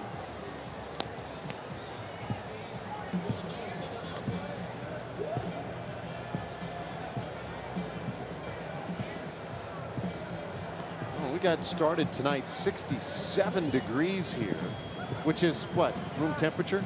Yeah, believe me, it's not much colder than that right now. We don't even have a jacket on. Elvis has the ear flaps going. They must just feel good to him. I don't think it's the temperature that requires it. He must just like the way the hat feels. Well, that walk looks as if it will do it for Giovanni Gallardo. 2 men on, 1 out here in the 5th inning. Jeff Bannister heading out to the mound. And there's a little confusion over exactly who's being called in. But it looks like it'll be Connor Sadzik. All right. So the big fella coming on in a 5-2 game.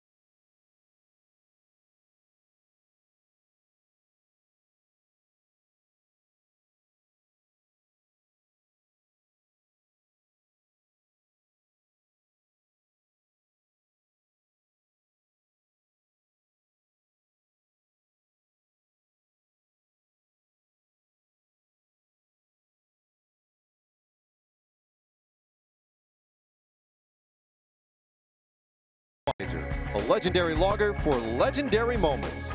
Rangers fans, this bud's for you. Beautiful scene here in the Bay Area, and Connor Sadzik on to the bottom of the 5th inning. 3-run game.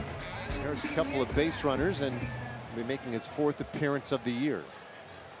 Yeah, Connor transitioned from a starting pitcher to a bullpen pitcher, and it seems like Banny, since he's been here, has chosen to use him more frequently for shorter stints.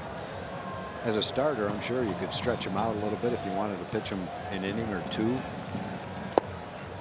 I think Banny wants to see as much of him as he can, and at least early going, 4 appearances, prefers to see him in short stints more often.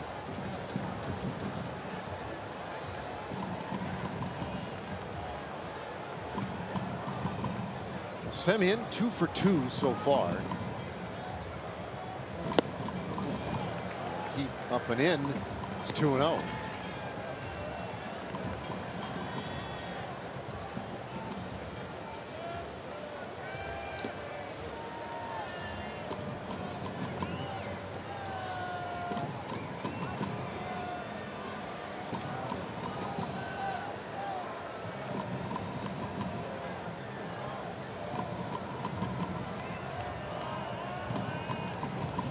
Here's 2-0 pitch. Very high again. 3-0. So Sadzik now working from behind here against a good hitter. Semien homered, 2-run shot in the 2nd inning. Base hit in the 3rd. Righty on righty.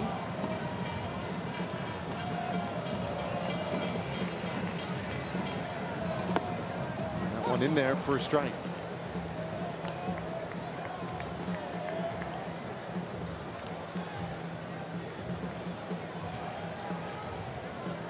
Sadzik missed some time this year with an oblique strain.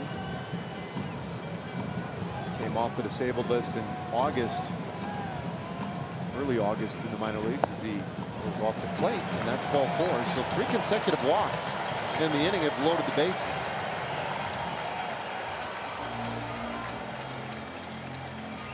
Now batting left fielder.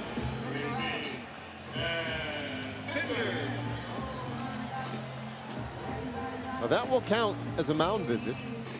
We don't see that too often where an infielder comes in, catcher doesn't visit, pitching coach doesn't visit. In fact, I would say of the the mound visits anymore that do count against your ledger.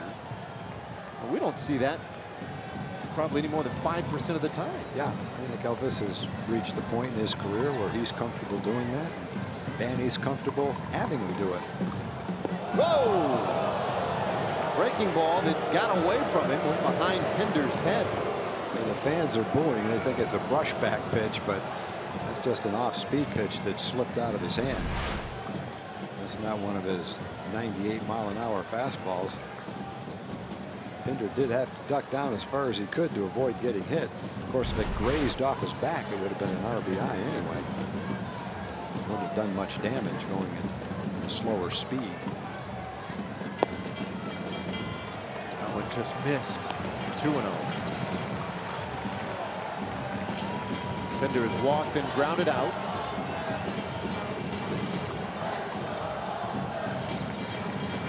Sadzic's big league debut was awesome.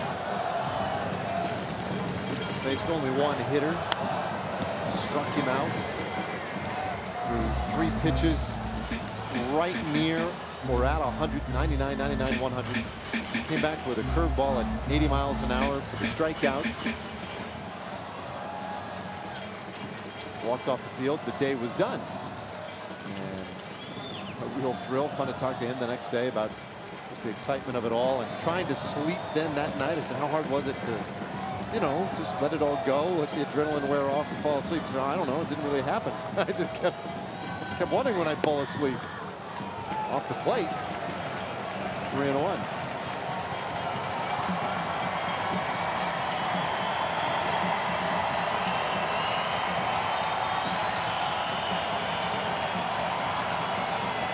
Well, it's a big spot for the rookie. A 3-run game. Bases loaded with 1 out.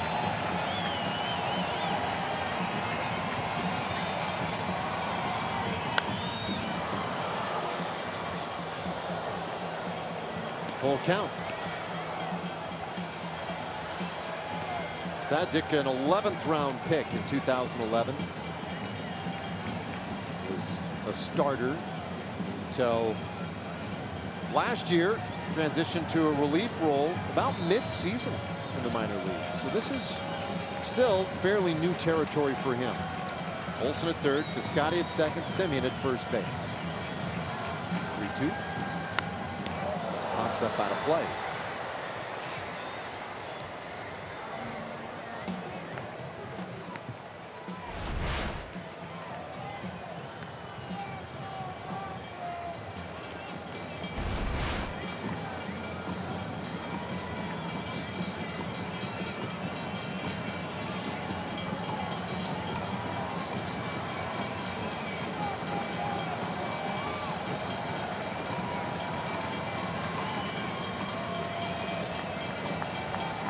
Payoff. Swung on and missed. Strike 3. So Sadzik comes back and he gets Pinder with a strikeout, and there are 2 gone. Yeah, that was going to be a pretty tough pitch for Pinder to hit after 5 or 6 straight mid-90s fastballs. Pinder has to be pretty much 100% zeroed in on a fastball.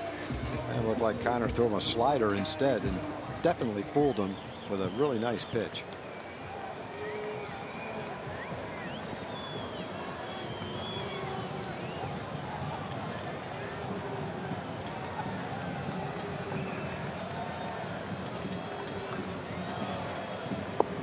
First offering to Lucroy, and that one is in there for a strike.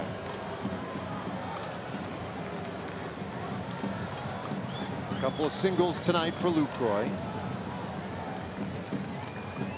That's a great shot right there. Wow.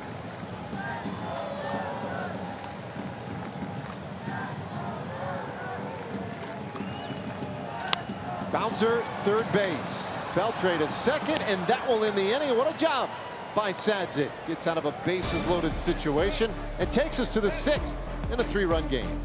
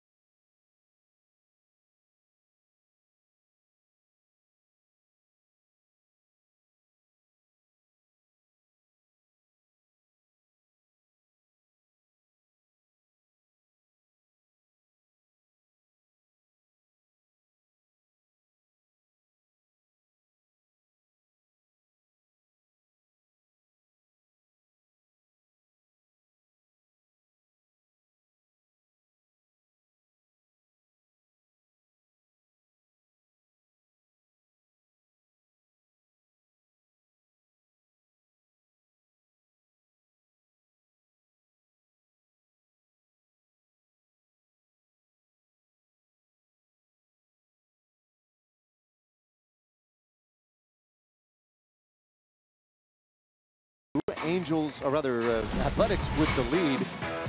Fox Sports Southwest and the Texas Rangers, as you know, going outside the box this summer. It's a way for Rangers fans to see what's going on behind the scenes. Last up for us, outside the box, going to the Rangers' efforts with Little League and inspiring the next generation of players. Join us for the special broadcast on September 18th. Well, that'll be a fun one. There are a lot of different ways you can go with that one. Yep.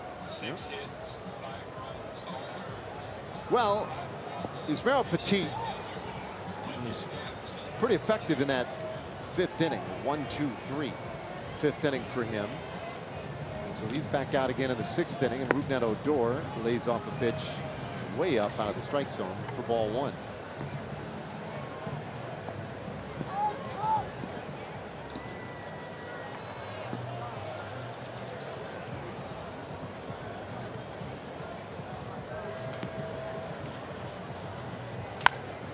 Rugi pops this one up. Shallow left field, hanging up there for Pinder. 1 away. All right. How about another break for our friends at Southwest Kia? At Southwest Kia, we've made car buying easy. $250 down delivers, monthly payments $250 a month or less. SouthwestKia.com. All right, so one out. And now Andrus.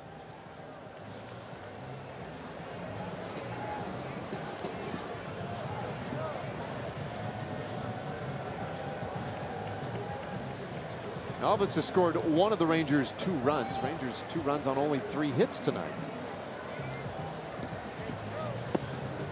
That one looked like it might have been a little in. Strike called, and Andrus.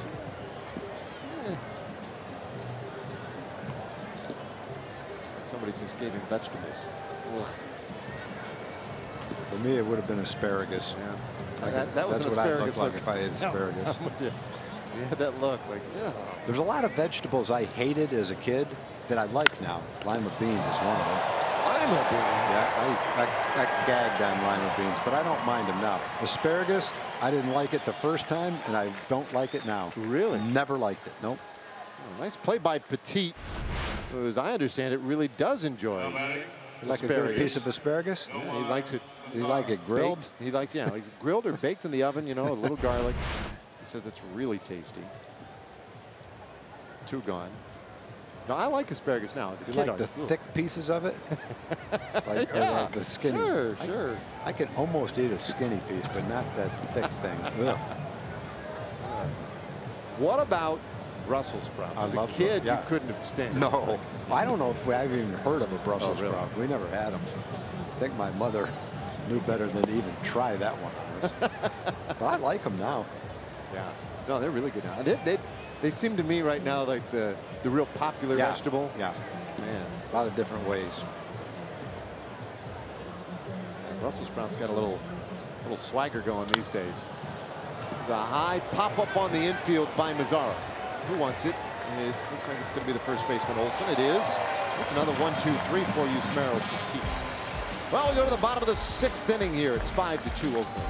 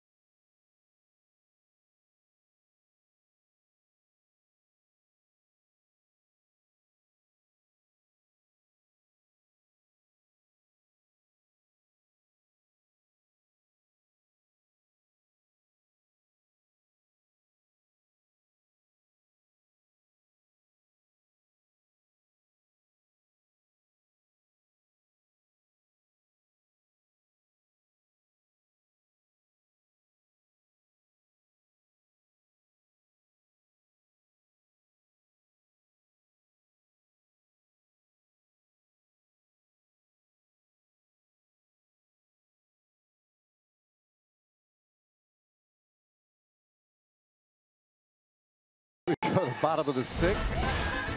Hey, Coca-Cola Family Pack offers savings of more than 50% on tickets, kids zone access, food, souvenir programs, and Coke soft drinks. Yeah, makes a lot of sense. Family Pack, great way to catch the Rangers when they face the Rays September 17th through the 19th. Go to TexasRangers.com/specials to get your Coca-Cola Family Pack today. All right, Adrian Sampson. Here we go. Sampson on for the Rangers and making his big league debut. His first pitch right in there for a strike. Yeah, his numbers recently are better than his all-around numbers. 5-1, 2.34 ERA in his last 14 starts, 84 innings. So he was throwing the ball really well for quite a while. Has been. Laureano shoots this one to the right side, and it hits the pole. A home run for Ramon Laureano, his second of the night. That guy's got 5 home runs. He's hit 2 home runs in a game twice against the Rangers.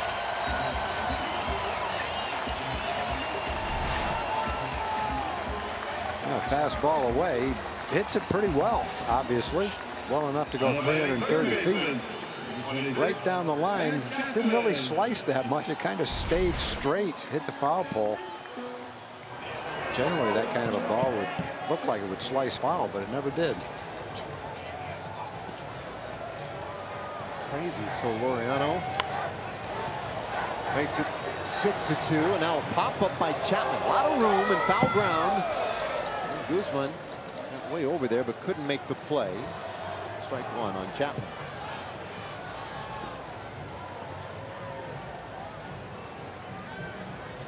Pretty tough to have 2 Ranger killers on the same team. Really. I mean, Chris Davis and now Chris Davis Jr. Laureano in the space of 2 weeks has hit 2 home runs against the Rangers twice.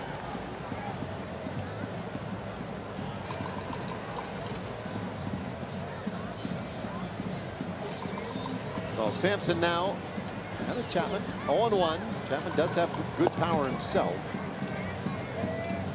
That one misses. 1 ball, 1 strike.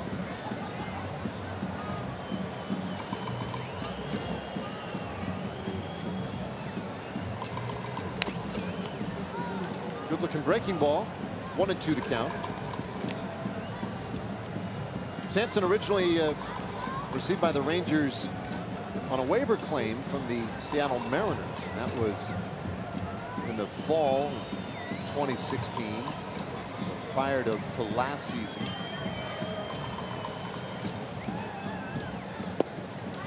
Runs that one inside, and it is 2-2. He was injured and was only able to make 8 starts in the minor leagues last year as he worked his way back from surgery on his flexor tendon. Surgery he had in June of the 2016 season. So then this year, a full season back at full strength. And tonight makes his big league debut.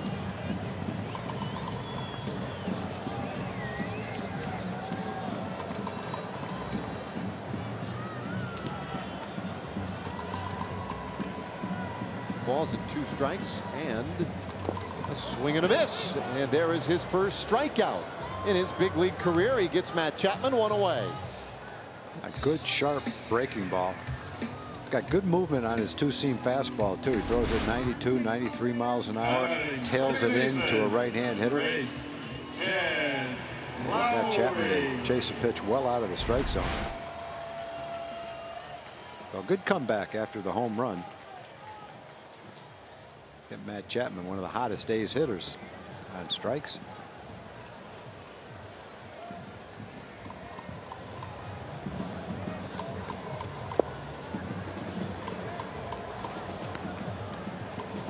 Lowry 0 for 2 with a walk.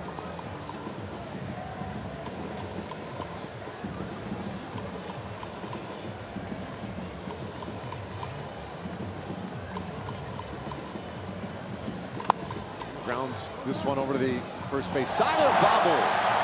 Well, Guzman normally very sure-handed. And Lowry will reach via the error. Yeah, it's just one you won't see very often for Ronald Guzman. Not a real hard hit ball, one that looked like he was going to make an easy play on, just hit off the heel of his glove. Might have taken his eye off it as he was getting ready to flip it to the pitcher. In any event, it'll go as an error on a ball I think Ronald will make almost every time.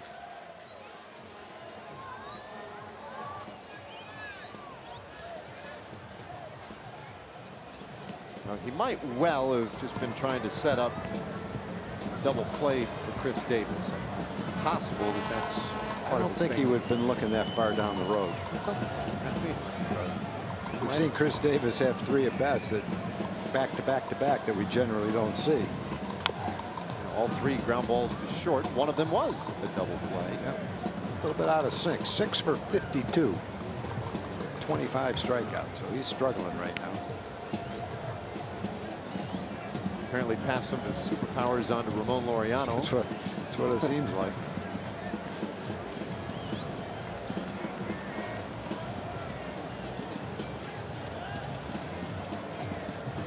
Sampson's 1-strike pitch. 0-2.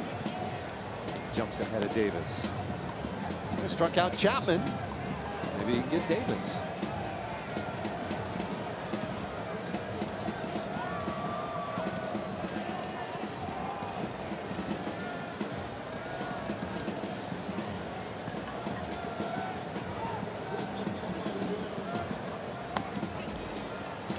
That's a good fastball, 92-mile-an-hour two-seam fastball that he starts off inside, and then a late movement. Last 10 or 15 feet, looks like it comes in a couple of inches. Ball really tied up Davis. Started to swing like he thought it'd be a pretty good pitch, and tried to hold up when he saw the movement take it in off his fists. This one up the middle. That's a base hit for Davis. So 2 men aboard. I think in that situation, he was trying to make the same pitch that he made on Chapman. Just hung it up a little bit out over the plate, allowed Davis to get the barrel of the bat on it.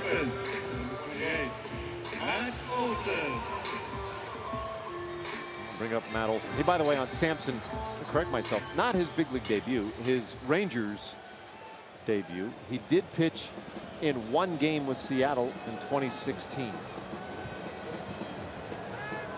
26 years old now. Only a 16th round pick of the Marlins back in the day, but declined to sign, and then a 5th round pick by the Pirates the next year in 2012. It was Rangers' debut tonight.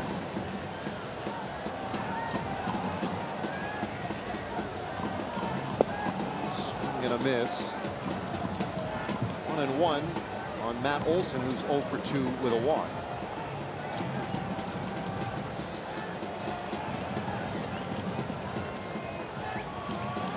Gallardo had the start today.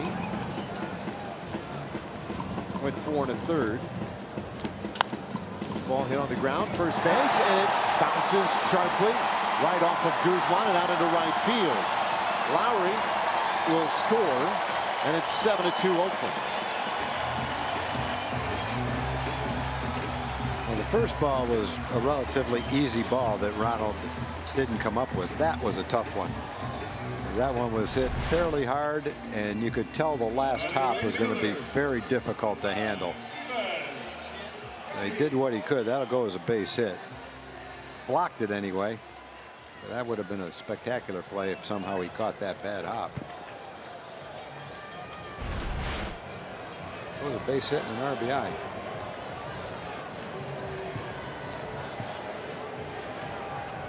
A tough 6th inning so far for Sampson. The breaking ball misses low.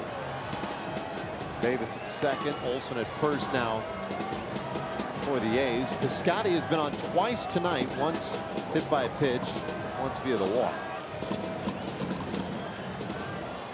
I mentioned earlier, Piscotty has really turned things around. It was a tough start to the year for him. Lately, he might be one of the hotter hitters on this club. Last roughly 3 weeks for him, hitting .354 with 4 doubles and 7 home runs. 17-game stretch. One thing that in particular has been a big part of Piscotty's game this year has been the double. 37 doubles, a career high for him, 6th most in the league.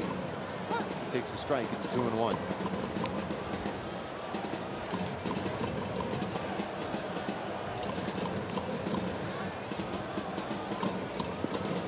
Of his 22 home runs, and that ties a career high. Most of them have come on the road, and that's true for a lot of these Oakland hitters. Now, they've had a good night tonight offensively, but a lot of their numbers certainly favor the road. And that ball grounded up the middle for Piscotty, a base hit. Davis will score without a throw. And it's 8-2 Oakland.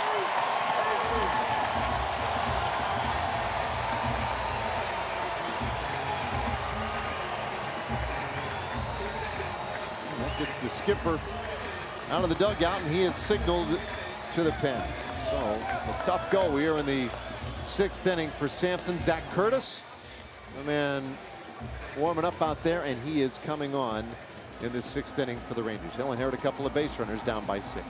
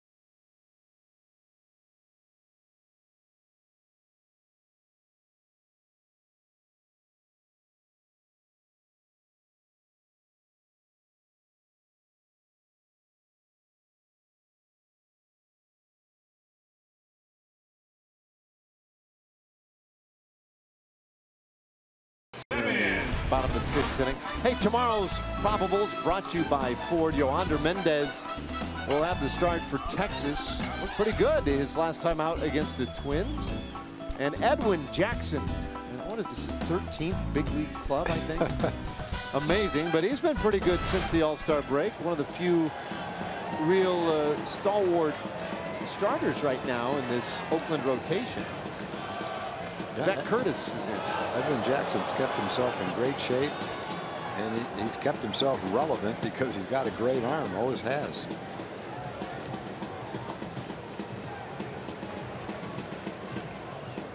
This season with Pittsburgh and the Rangers, this will be Zach's 10th game.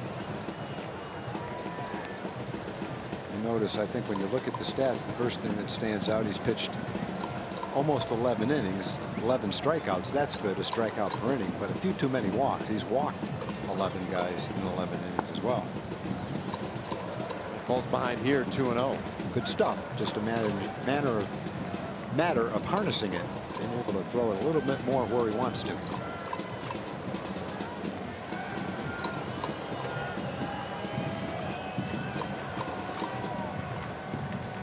Simeon waiting on a 2-0 pitch. Good night at the plate. Ooh, on his way in, 3-0.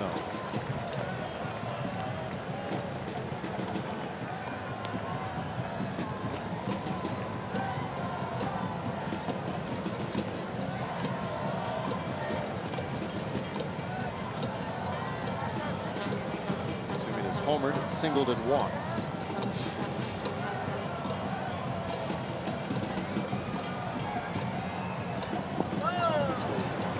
scores, so he'll take his second walk of the night.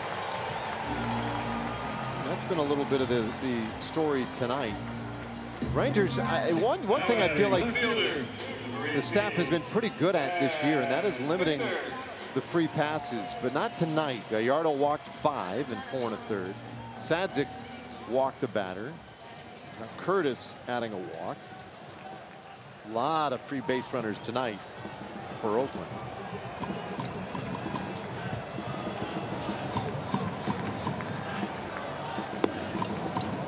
Pinder, 0 for 2 with a walk. Stands in and he takes the ball. Now back in the day, the whole Moneyball movement that got everybody's attention. The movie all about Oakland trying to find ways to be a better baseball team on a low budget. Part of the narrative was that they were big on base. That was a big part of the strategy, was to walk, take a lot of pitches, get starting pitchers out of the game for the opposition. No base running, no stealing. You don't want to lose outs on the bases. Don't bunt. That's no longer really a big part of their approach necessarily. It's about hitting the ball in the air. Their on base is roughly league average. Tonight, this looks like kind of a little throwback for Oakland, but it's not exactly how they usually draw it up. That's how the home runs. They're big into the home runs. Foul ball, and it's 2-2.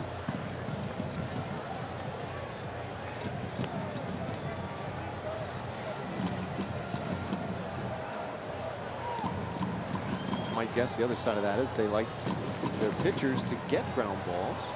And they want to have good defenders in place to make plays on those ground balls. And that formula has worked out for them. Yeah, they've done a good job of that. They've given up the 5th fewest walks and the 5th fewest home runs. If you limit your walks and limit your home runs, you make the other team have rallies that don't include the home run. That's a good combination.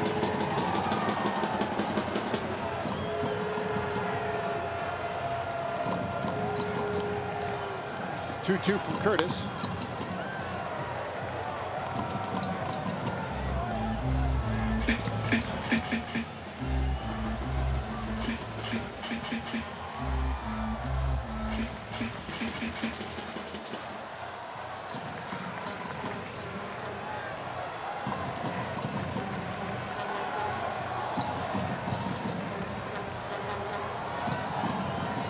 There's always been a guy with really good power. Not only 10 home runs this year. He swings and misses strike 3. 2 away in the inning. Well, that's a definite strikeout pitch right there. That good hard slider down and in. When he learns to command his fastball a little bit better, gets ahead in the count to right-hand hitters, and then throws that pitch with 2 strikes, he's going to get a lot of strikeouts. Tough pitch to lay off of with 2 strikes, and it's, as you just saw from Pinder, it's a tough pitch to hit as well.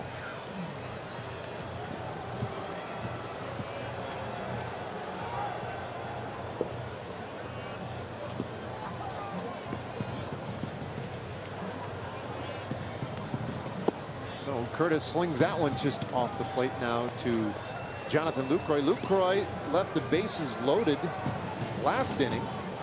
Comes up with the bases loaded again here in the 6th.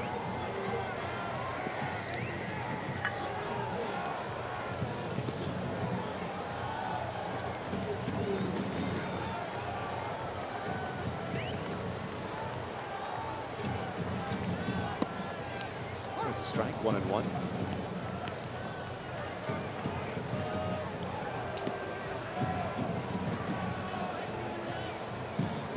Oakland at the moment 4 games out of first place. Houston winning earlier today. Still well in front of Seattle in the wild card. 1-1. Strike 2 called.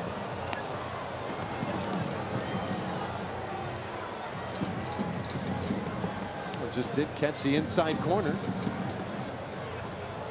think Curtis would be a tough guy to catch. Got a lot of movement on his fastball. You know, he tends to use a lot of different locations with his fastball. And his slider is a really hard, sharp breaking pitch. Nothing looks straight. Doesn't always have a perfect idea where it's going to go, which makes it a little tough to catch and really tough to hit. Yeah, there's I don't know, I'd say there's a lot of movement, but there's just something about that delivery.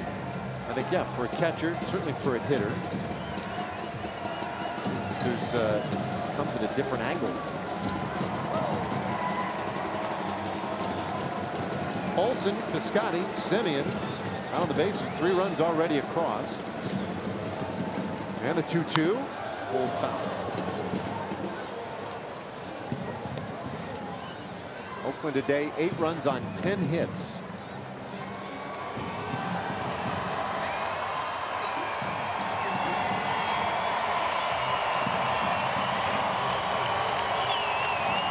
Well, they announced a crowd tonight, 15,572.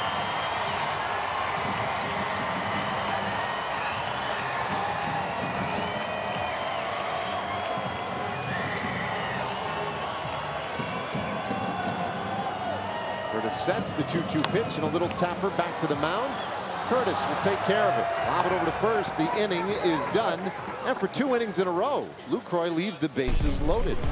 Well, when we come back, we talk a lot about how fun he is to watch. Beltre leads things off for the Rangers.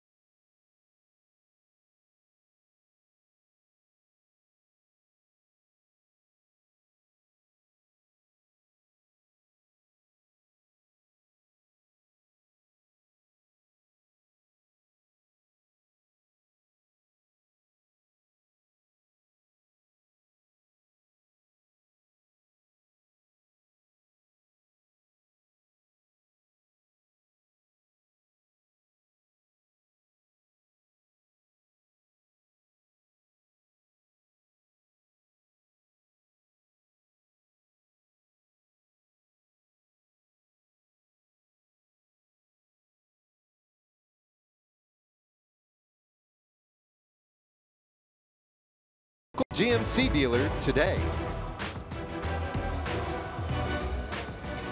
Yeah, Adrian Beltre ready to start things off in the 7th inning for the Rangers. 8-2. Oakland with the lead. Rangers need to get some offense and in a hurry. If they're going to do it, they're going to do it against a new pitcher. Fernando Rodney coming on here in the 7th inning. Another good year for Rodney, getting up there in age, but performance doesn't seem to suffer very much. Nice ERA, a lot of strikeouts, sinker, fastball, and a really good changeup. Fastball is mid-90s fastball. His changeup is a strikeout pitch for him. Has been for a long time.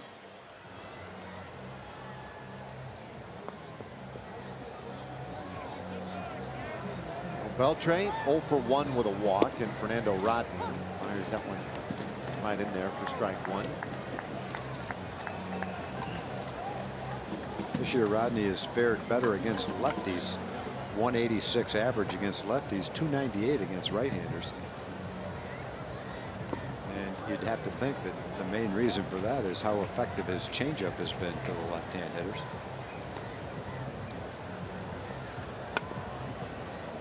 Tough to imagine how this guy could throw the ball straight. when it looks like his hat's so crooked it would force his eyes to look in the wrong direction.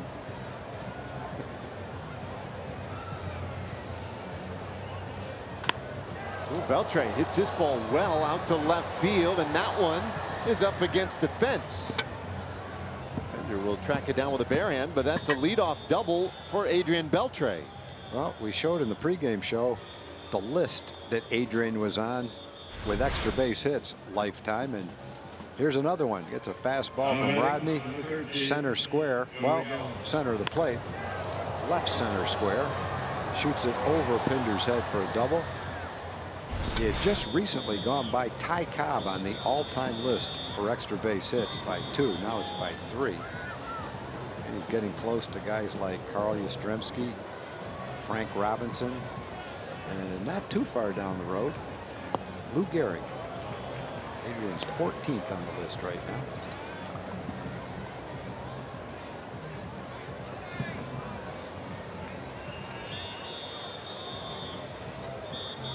He's out there for Joey Gallo. It's hard to imagine.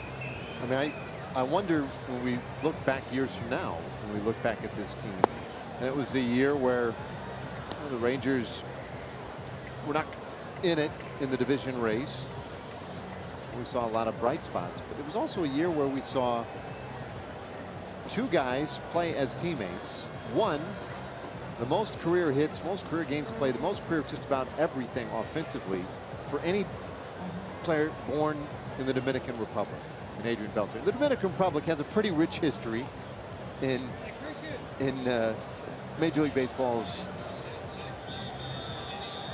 history. And then you look at the list right now, Beltre on the all-time extra base hits list. But then you have the pitcher the most wins all time out of the Dominican Republic on the same team, both guys 21 years in the big leagues. Like, the Rangers and Rangers fans have been treated to really a huge slice of Major League history and history-making players on this year's team. It's been fun. It's funny when you watch it happen, it doesn't feel as dramatic as when you look in a record book and see it written. You know, you watch it happen. I mean, it feels great to watch it, but it doesn't really have the impact until you see the list like we just saw. Swing and a miss. Gallo strikes out. 1 away here in the 7th inning. I guess that's why sometimes when you ask a player what his reaction is to a monumental achievement, quite often the player says, well, I don't know. It hasn't really sunk in yet. It really hasn't had a chance to sit back, reflect, and get the feeling for what he's actually accomplished. So caught up in the concentration and the extra work it takes to accomplish what you're doing on the baseball field that you don't really stop to think about it until later. And for Adrian, I'm sure he's going through that right now. He's going out there to try to help his team win a game, get his hits. He's not zipping him back into the clubhouse between innings, checking the record book to see where he stands compared to Lou Gehrig and Ty Cobb. But at some point in time, he'll sit back and sit there and go, holy cow. It's pretty amazing what I was able to accomplish.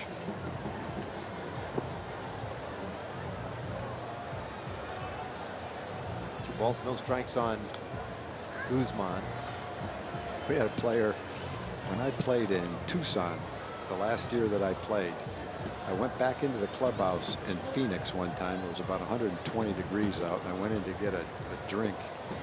And I walked by the table in the middle of the clubhouse, and one of our position players was in the clubhouse figuring out his batting average between innings.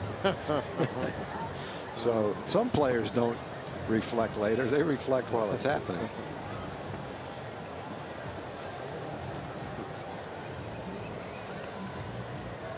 Rodney's 2-1. Leaving the count on that same player was on second base one time when I was hitting, and Mike Scioscia hadn't gotten to the big leagues yet. He was the AAA catcher for the Dodgers. He was catching in the game, and we had a man at second base. And so this player was out at second base getting the signs from Scioscia and trying to relay him to me. I had no idea he was going to do this, but he's out at second base with his arm making a curveball motion with his arm. In other words, telling me that the next pitch was going to be a curveball. And so I said to Sosha, I don't know if you see our runner out at second base. I'm not asking him to send me the signs. Usually you've got a subtle way of doing it, like a third base coach delivering to a sign to a hitter. But he was out there as if he was throwing a curveball, trying to tell me that a curveball was coming. This ball well struck down the right field line by Guzman, and it is off the top of the fence. Around third base, Beltre. He'll score. It's a double for Guzman, and it's an 8-3 ball game. Boy, that one looked like it hit the number. It looked like it hit the 330 out there right at the top of the wall. It was kind of a hooking line drive, but he hit it well enough that it looked like it might have a chance. It obviously did have a pretty good chance. It was only about 6 inches away from being a home run. Number 9,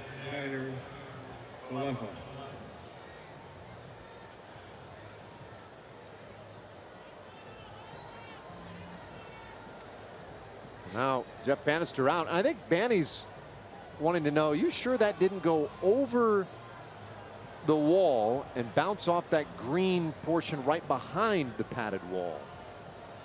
He wants him to take a look at that. Yeah, there you see it right there. And it was kind of hard to tell.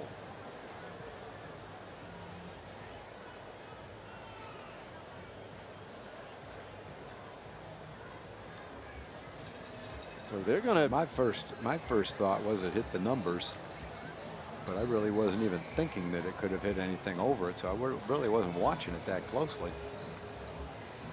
Well, I responded to the reaction on the field, the umpires, but I actually thought it might have gone just over, and that's a quick review. Nope, it's off the wall. I think the wall behind there is cement. If it hit that, it would have come back a little bit harder than it did. So this was the look, and yeah, right at the top. It's actually closer to the top of the fence than I thought it was. Hit above the number.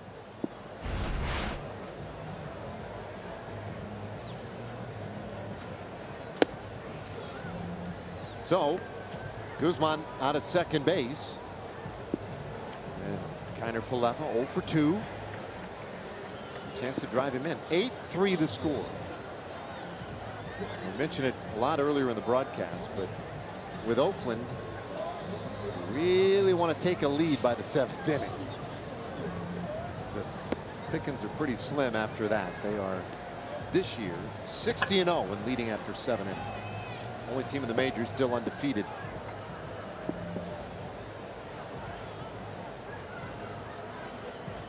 So with only one out, though, still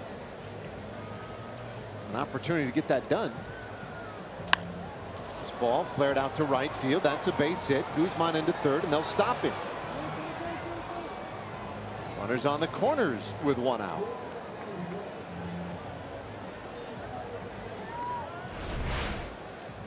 Well, Rodney runs the fastball a little bit in on the handle of Kiner Falefa, who gets the line drive past Lowry at second base. The Rangers facing a pretty good deficit, but who knows what can happen.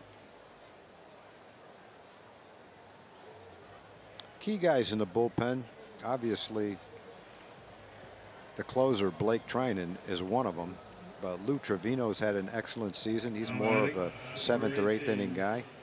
And Juris Familia, who's been an excellent closer in the National League for the Mets, is another setup man.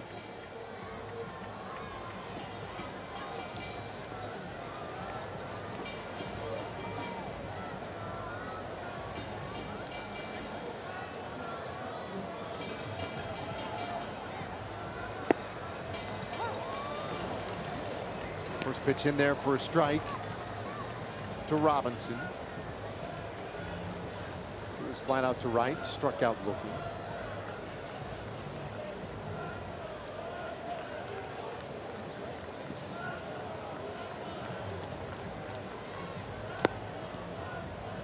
One.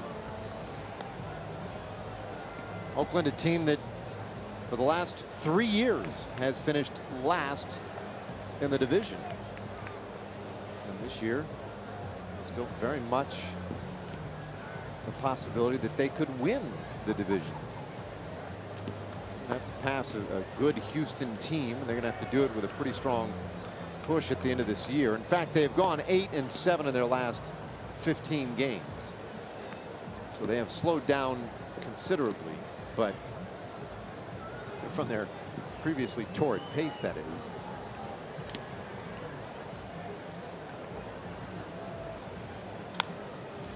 There's still time to get it done. They do not have any games left against Houston, and that's going to make it harder for them.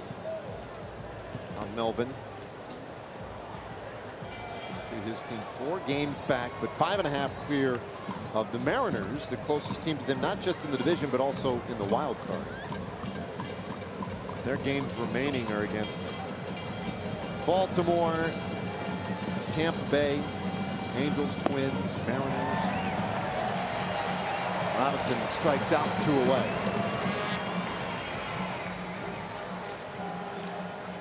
Rodney gets his second strikeout. And here comes Shin-Soo Choo. Now batting, number 17, Shin-Soo Choo.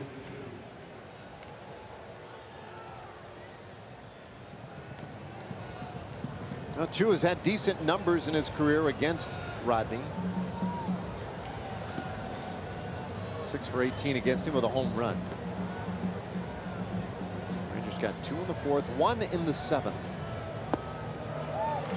Choo out in front of that one.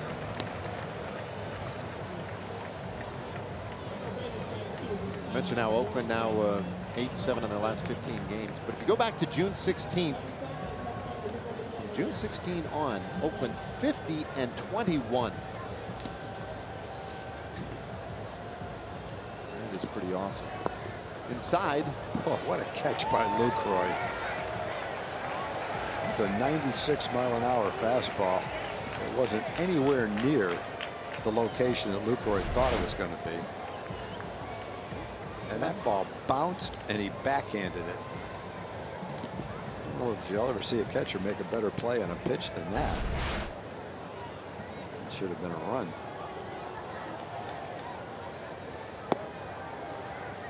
Again, Rodney not quite as sharp as we've seen him in the past. Occasionally he'll have some command issues. He's had some today. This will be his 26th pitch. Only 13 of them have been strikes.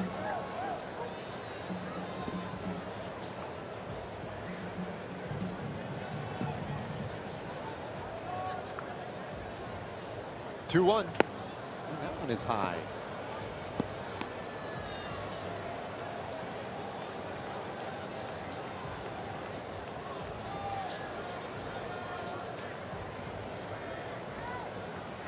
Well, Rodney acquired on August 8th from the Minnesota Twins. One of a number of pickups that the A's have made, not just during this season, but really after the traditional trade deadline. Been able to make some big acquisitions like Fernando Rodney. And he was pretty good with Minnesota. Did a nice job. Slots into a much lower leverage spot of the bullpen with Oakland. There's a lot of run in the inning. There's men on the corner. Play off the Choo. Side ball 4, so the bases are loaded.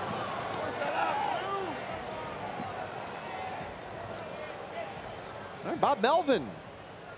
And he does not look like he wants to see anymore. Indeed, he signals. He could not be more emphatic about that signal. He wants a new pitcher, and he's going to get one. Bases loaded, 2 out here in the 7th.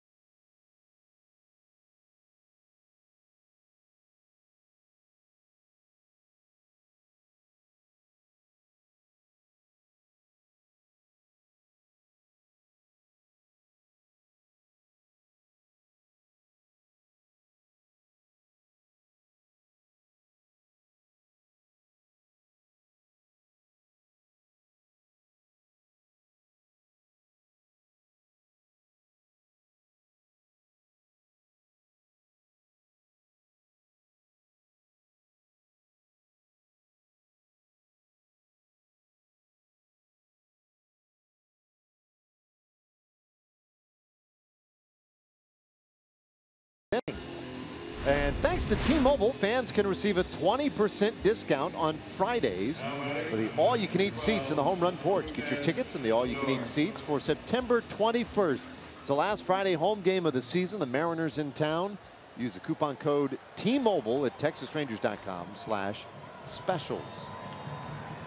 All right, bases loaded here.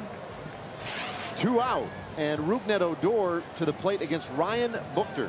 Yeah, Ryan Buchter, one of the few lefties. I think there's only 2 in the A's bullpen with all the pitchers they've got down there. But he's having a nice season. Good solid year. Fastball, curveball, and a cutter.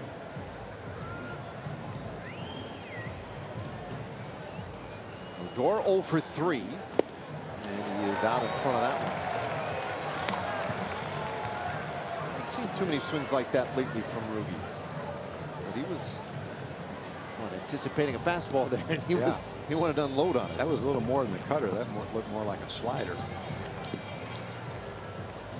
Cut fastball doesn't break quite as much as that last pitch did, and generally it's a little bit harder.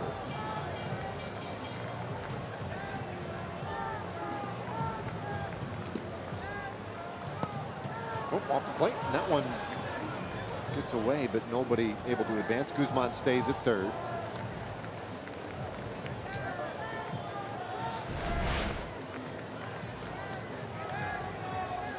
Just handcuffed Lucroy. I don't know if he thought it was going to be a breaking ball and not a fastball, or if it just fooled him a little bit, but hit off the heel of his glove. He's made some nice blocks in this inning. One in particular to save a run.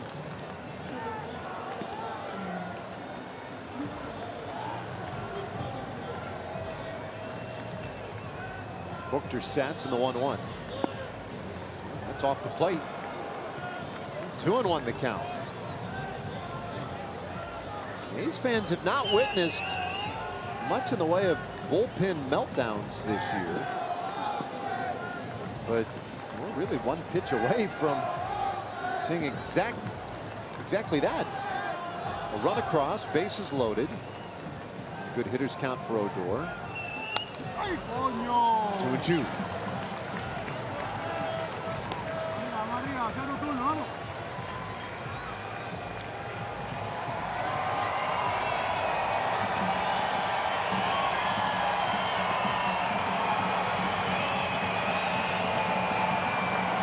Buchter is the 5th pitcher of the game already for Oakland. Rangers have used 4.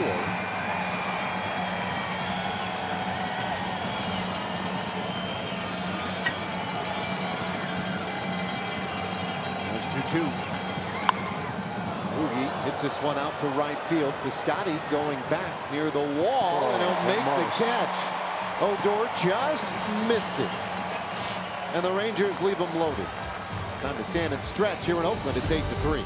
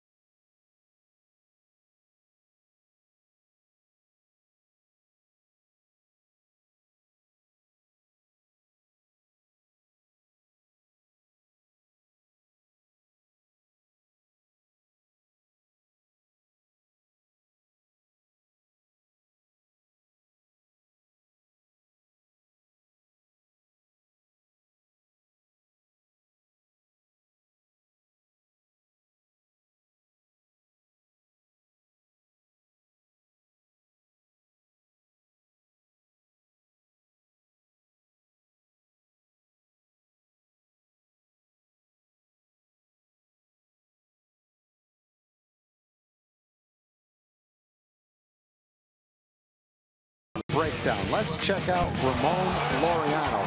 Led off the game with a long fly ball to left field for a home run.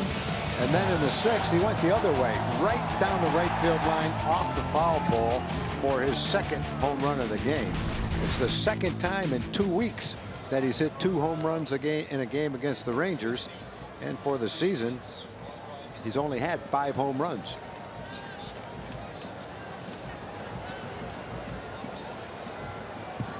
Well, we'll see what he does here in the 7th inning, leading things off. Top of the order up against Zach Curtis. Curtis came in to get the final 2 outs last inning.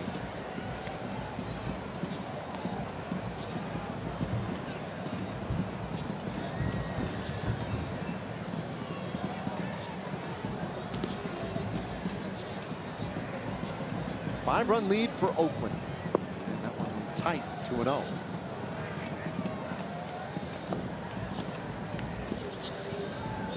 when you have a good year like the Oakland A's have had this year, a lot of things have to fall into place for you. They've made some good acquisitions, guys that have panned out for them.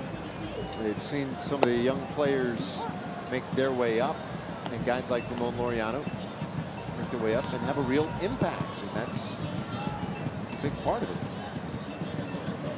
They're in a spot though where they just don't have the starting pitching.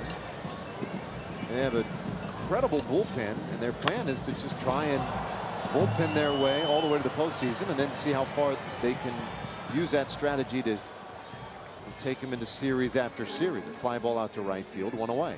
You know, you're talking about how the A's were 60-0 when they're leading after 7 innings. Yeah. Here's another one like that. Clayton Kershaw won tonight. He's 103-0 in his career when the Dodgers have scored 4 or more runs while he's in the game. Whoa. 103-0. So he pitched 6 strong innings. The Dodgers used 5 bullpen guys to finish out that win.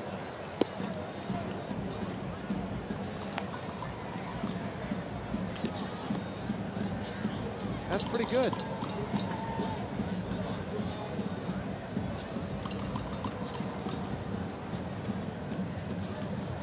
The 1-0 pitch, and this one fouled away.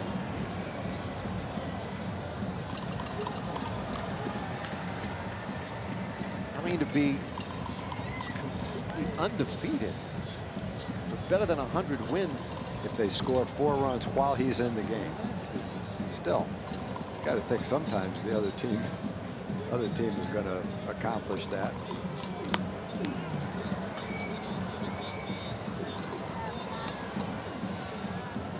He just doesn't have many games where he gives up 4 or more runs.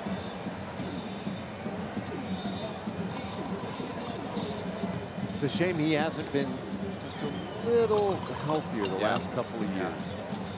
Dodgers are hoping he stays healthy now for the postseason. 2 to count. Speaking of some guys with decent resumes, good to see Dennis Eckersley here, Raleigh Fingers, Ricky Henderson.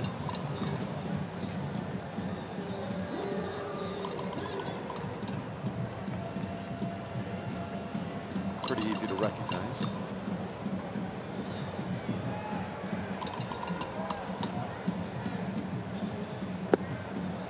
Swing and a miss, and Chapman strikes out. 2 away in the inning.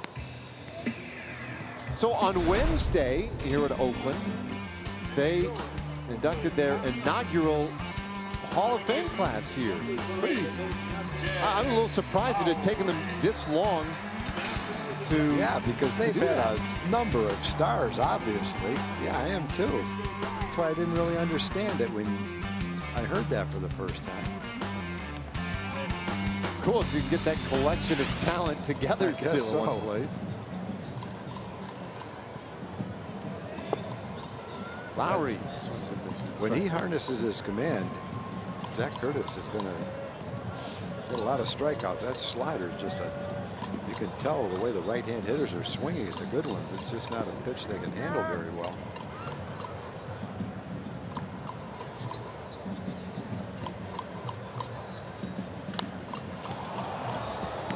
High fly ball out to right field. Easy play for Mazzara. And it's a 1-2-3 for Zach Curtis. Oh, Mazzara with a little deke to the band out there in right field. We'll go to the 8th inning. It's 8-3.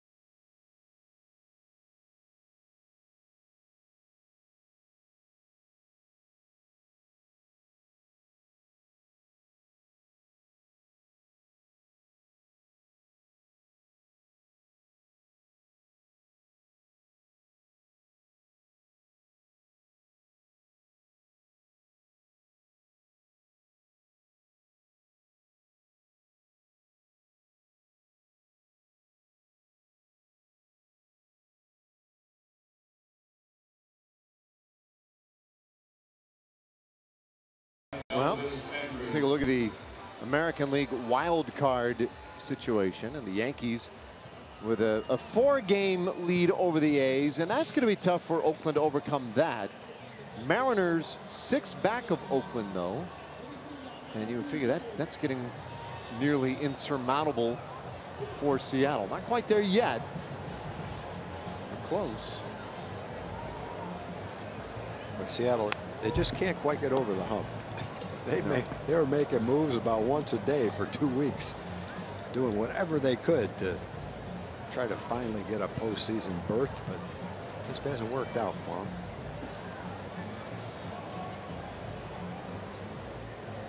Tough without Felix Hernandez in top form. Yeah, I thought when they signed him to that long-term deal many years ago that there was at least going to be one good run or two in there for him, but it's unfortunate now he's not quite at top shape.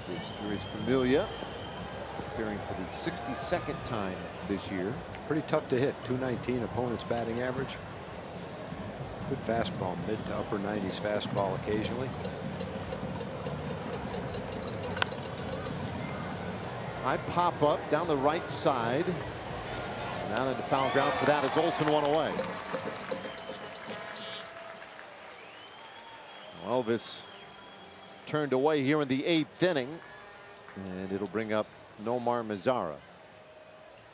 Number 30, Nomar Mazzara.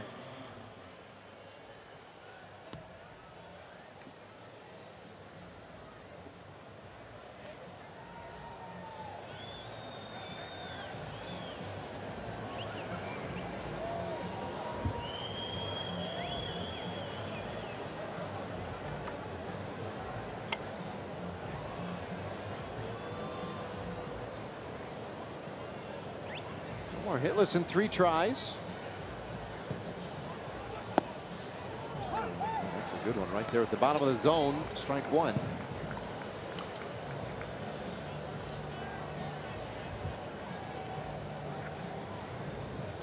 Familia's been pretty stingy. 1 run in his last 11 outings. Didn't allow an earned run in his first 8 appearances with the A's. That was a span of 10 innings pitched. Ground ball, this one through the right side. Base hit for Maz, so he has his first hit of the night. Rangers have a base runner.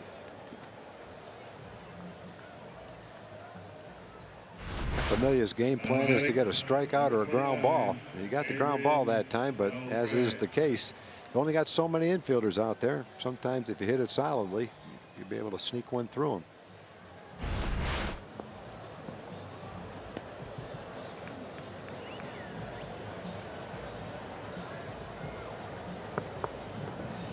So Beltre up.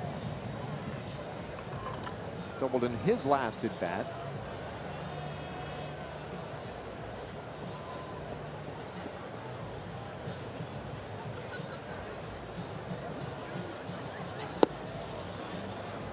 He takes off the plate for a ball. Rangers with 7 hits tonight. And the last inning they had what looked like their best opportunity. Had the bases loaded with Odor at the plate. And Booker came on and got Rugi to fly out to pretty deep right field. Outside of that, there really haven't been a whole lot of big run scoring opportunities. Meanwhile, Oakland has had runners all over the place. They've stranded 10 tonight, and they have scored 8 runs on 10 hits.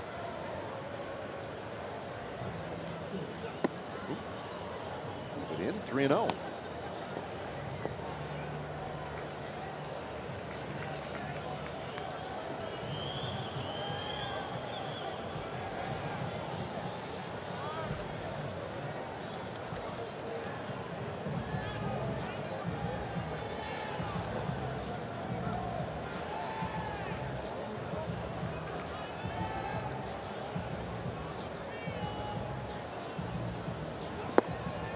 There's ball 4, so a base hit and a walk.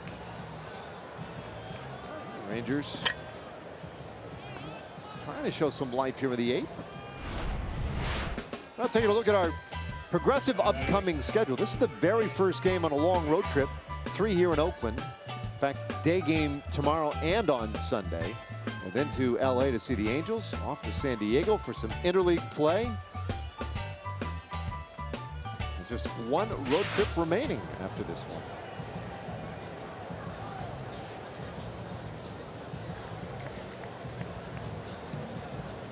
A couple of base runners for Gallo. He's had a nice night so far. 2 for 3 with a base hit. A 2-run homer. His 35th of the year. And he takes a strike. Yeah, the Rangers were 1 swing away from getting right back into it in the 7th inning when Fernando Rodney really struggled. Familia struggling right now. Of course, the A's have a big lead, but get a couple men on base, 1 swing in the back, and turn that around too.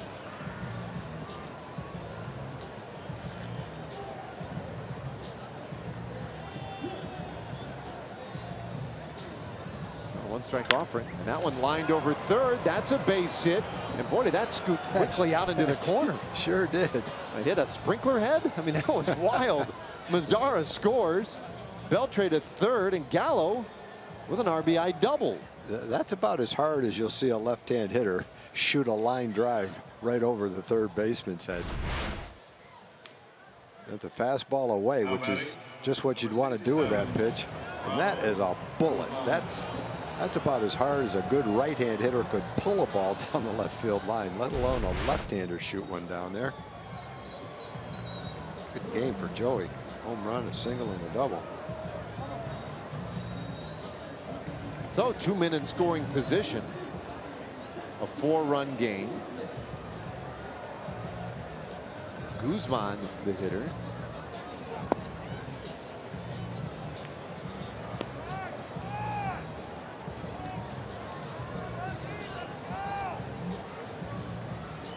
Ronald doubled his last time up.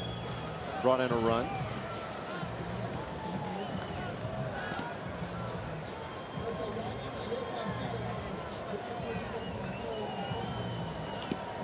And then he cuts right through that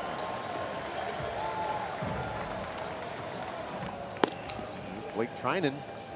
Yeah, Bob Melvin doesn't really want to use his closer, but you come down to the last 3 weeks of the season and you don't take any chances. Middle of the season, you probably wouldn't get him up right now, but coming down the stretch, he's saying, I'm not going to let a big lead slip away. All right, put it this way. He's going to do whatever he can to keep it from happening. The Rangers have a lot to say in that, too. He's kind of pitching himself into a jam. He's already pitched himself into a jam. 2 runs in the 4th, a run in the 7th, another here in the 8th.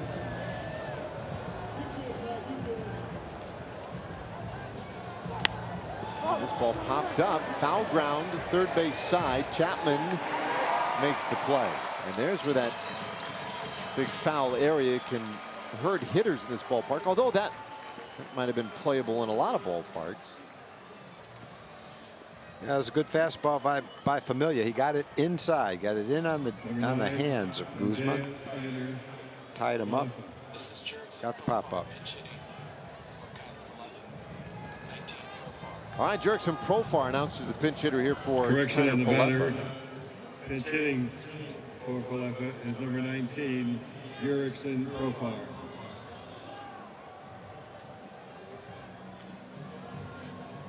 See the numbers for Profar: 15 home runs, the 69 RBIs, and if I've said it once, I've said it probably way too many times, but he has delivered some really big late inning hits and RBIs for the Rangers this year.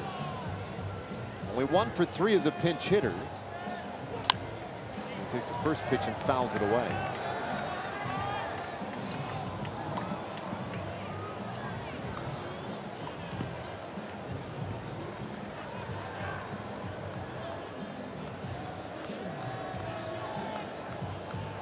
Beltre's 90 feet away. Gallo out at second base.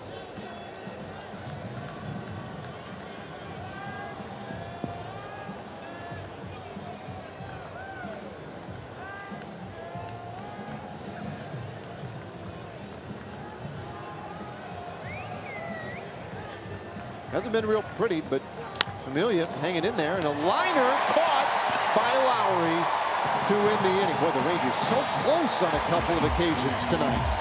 That one hurts. Rangers lead 2 in scoring position. We go to the bottom of the 8th.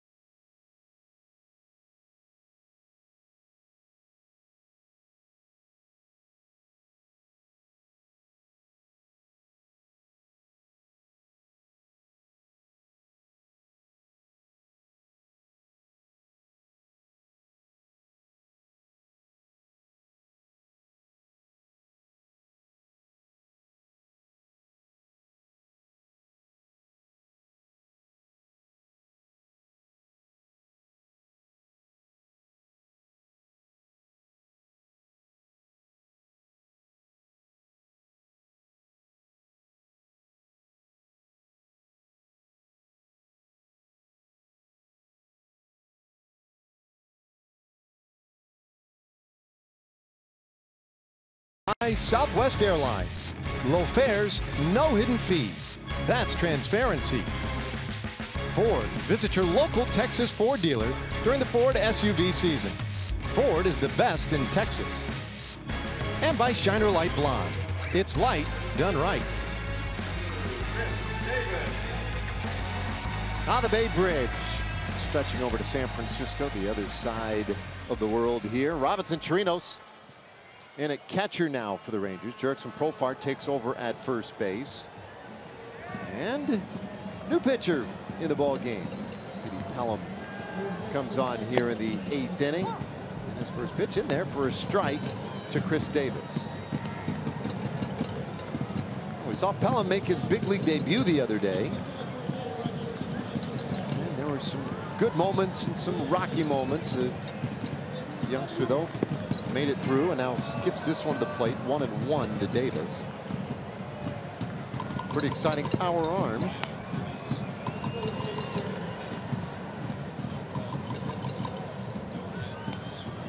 On Wednesday in that game against the Angels, he allowed 4 of the 5 batters he faced to reach, all of them on singles. He was called up the day before. Davis fouls off strike 2. Last pitch, 98 miles an hour.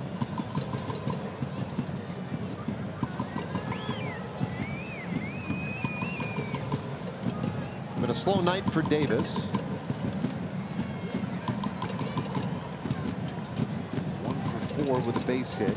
Pelham into the swing and walked this one out to the left of center. Robinson covering some ground to track that one down.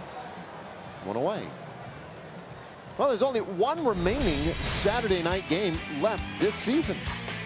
That's coming up Saturday, September 22nd. You're going to want to be there. Rangers and Mariners, 7:05 game. Get your tickets for the last Saturday night game of the year at TexasRangers.com or by calling 972-RANGERS.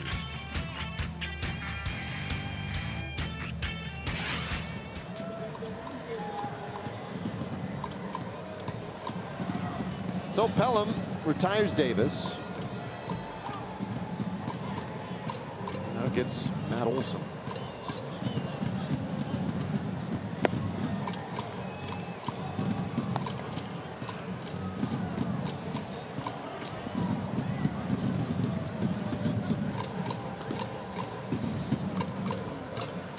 Olson is flied out to center, grounded out to first. He's walked. You want to see something funny?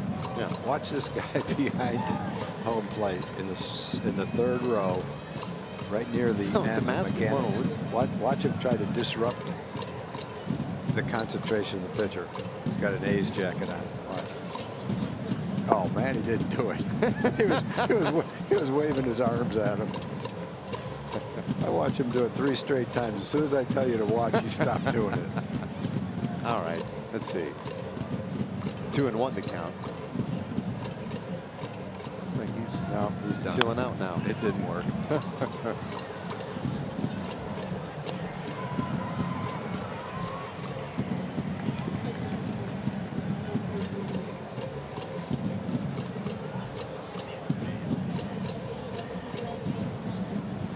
Like the fans behind the basket that try to mess up the guy shooting. Oh, here he foul goes. shot. No, standing up. Oh, swing and a miss. So Olson strikes out. 2 away. There's the first big league strikeout for C.D. Pelham. There, watch. Just show you I'm not crazy. There he is. Batting right fielder, number 25, There you go. That's your crew sticking up for you right there. They could have just left me dangling out there. What are you talking about? And even with the objections of Dave Burchett, they still saved me. Dave would never do that to you. So 2 gone. Pelham with that first major league strikeout, and now Piscotty, and he'll run it inside on him. 98 miles per hour.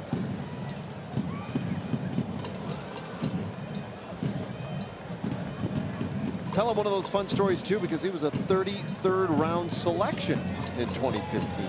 I bet he wasn't throwing 98 miles an hour then. Bouncer, Good third inning. base. Beltre takes care of it. Profar helps him out at the end of it. It's a 1-2-3 for Pelham. Now last chance for the Rangers coming up, down by 4.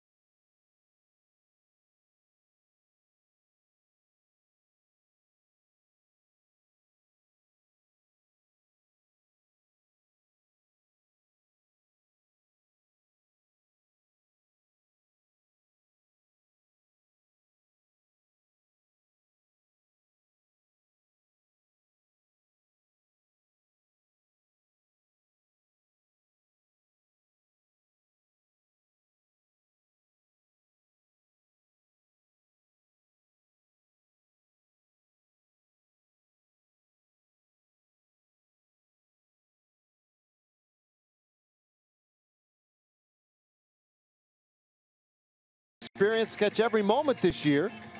The Rangers home screen icons and features like the MLB.TV Game of the Day, pitch tracking, in-game highlights, live radio broadcasts, stats, news, and more. Download MLB At Bat today.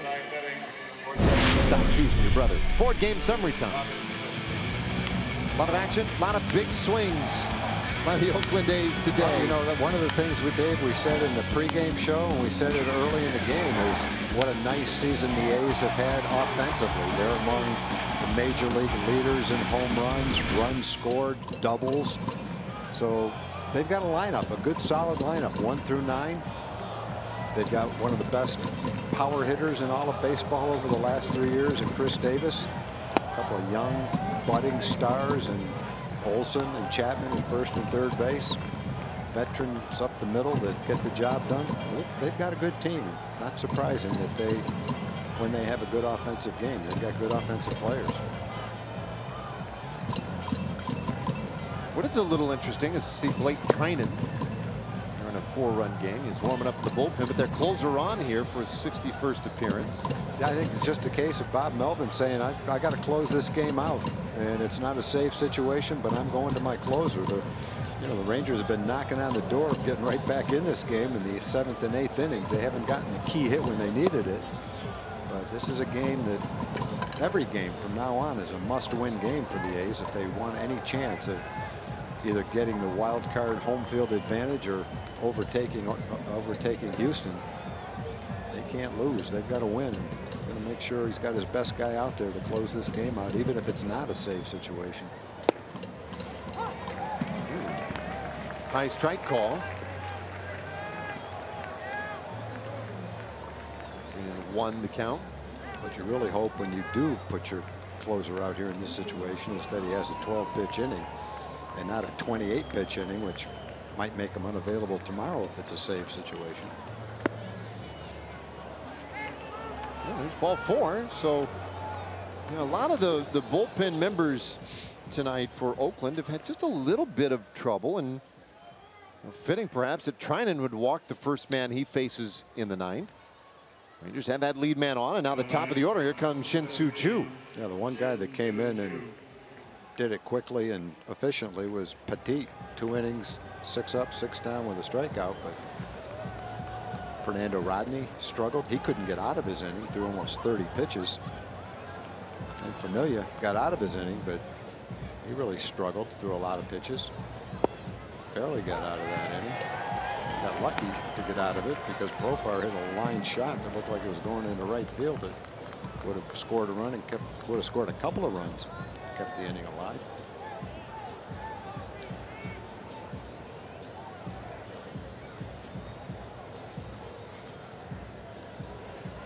Man at first, and the 1-strike pitch. Choo swings, misses. On the count 0-2. I think if you tried to pick the 5 nastiest pitchers in the league, that Treinen would be one of them. Those 96 to 99 mile an hour fastball with unusual movement to it.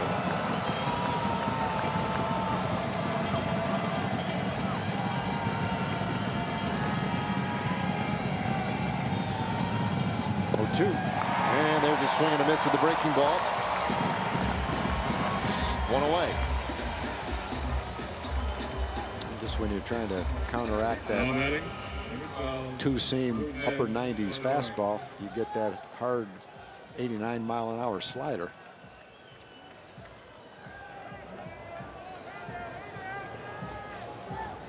So now Odor.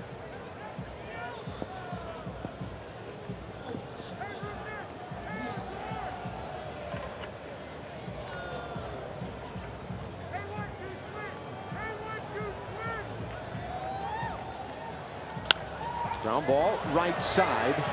Now we'll go to second for 1. The relay on to first. Not in time. Odor beats it out. That is great effort by Rougned Odor here with 2 out in the 9th inning to keep things going.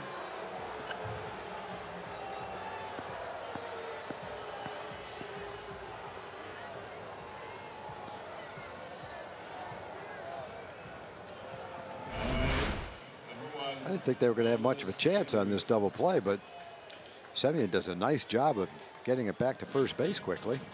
Made it really close at first.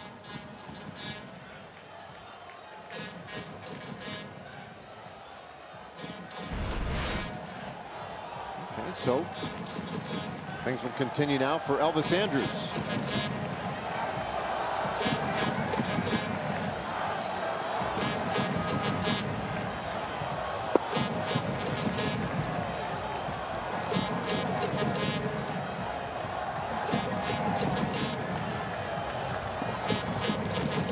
Well, we mentioned earlier, not a huge crowd. One thing about A's fans, and they are committed to their team. And a chance of let's go Oakland is a fly ball out to left field. That will end it. Rangers can't get anything started against Trinan in the 9th inning. And Oakland wins the opener of this one 8-4 here tonight. A lot of power from the Oakland A's. Some opportunities late for the Rangers, but just couldn't quite come up with that big hit. So Oakland takes the opener. Plenty more yet to come. Dana Larson, Mark McLemore, and Mike Bassett back in studio. All set to bring you the highlights and break down this one for you tonight. For Tom Grieve and our entire crew tonight, I'm Dave Raymond. Thank you for joining us this evening and inviting you to stay with us. More Rangers coverage coming up right after this.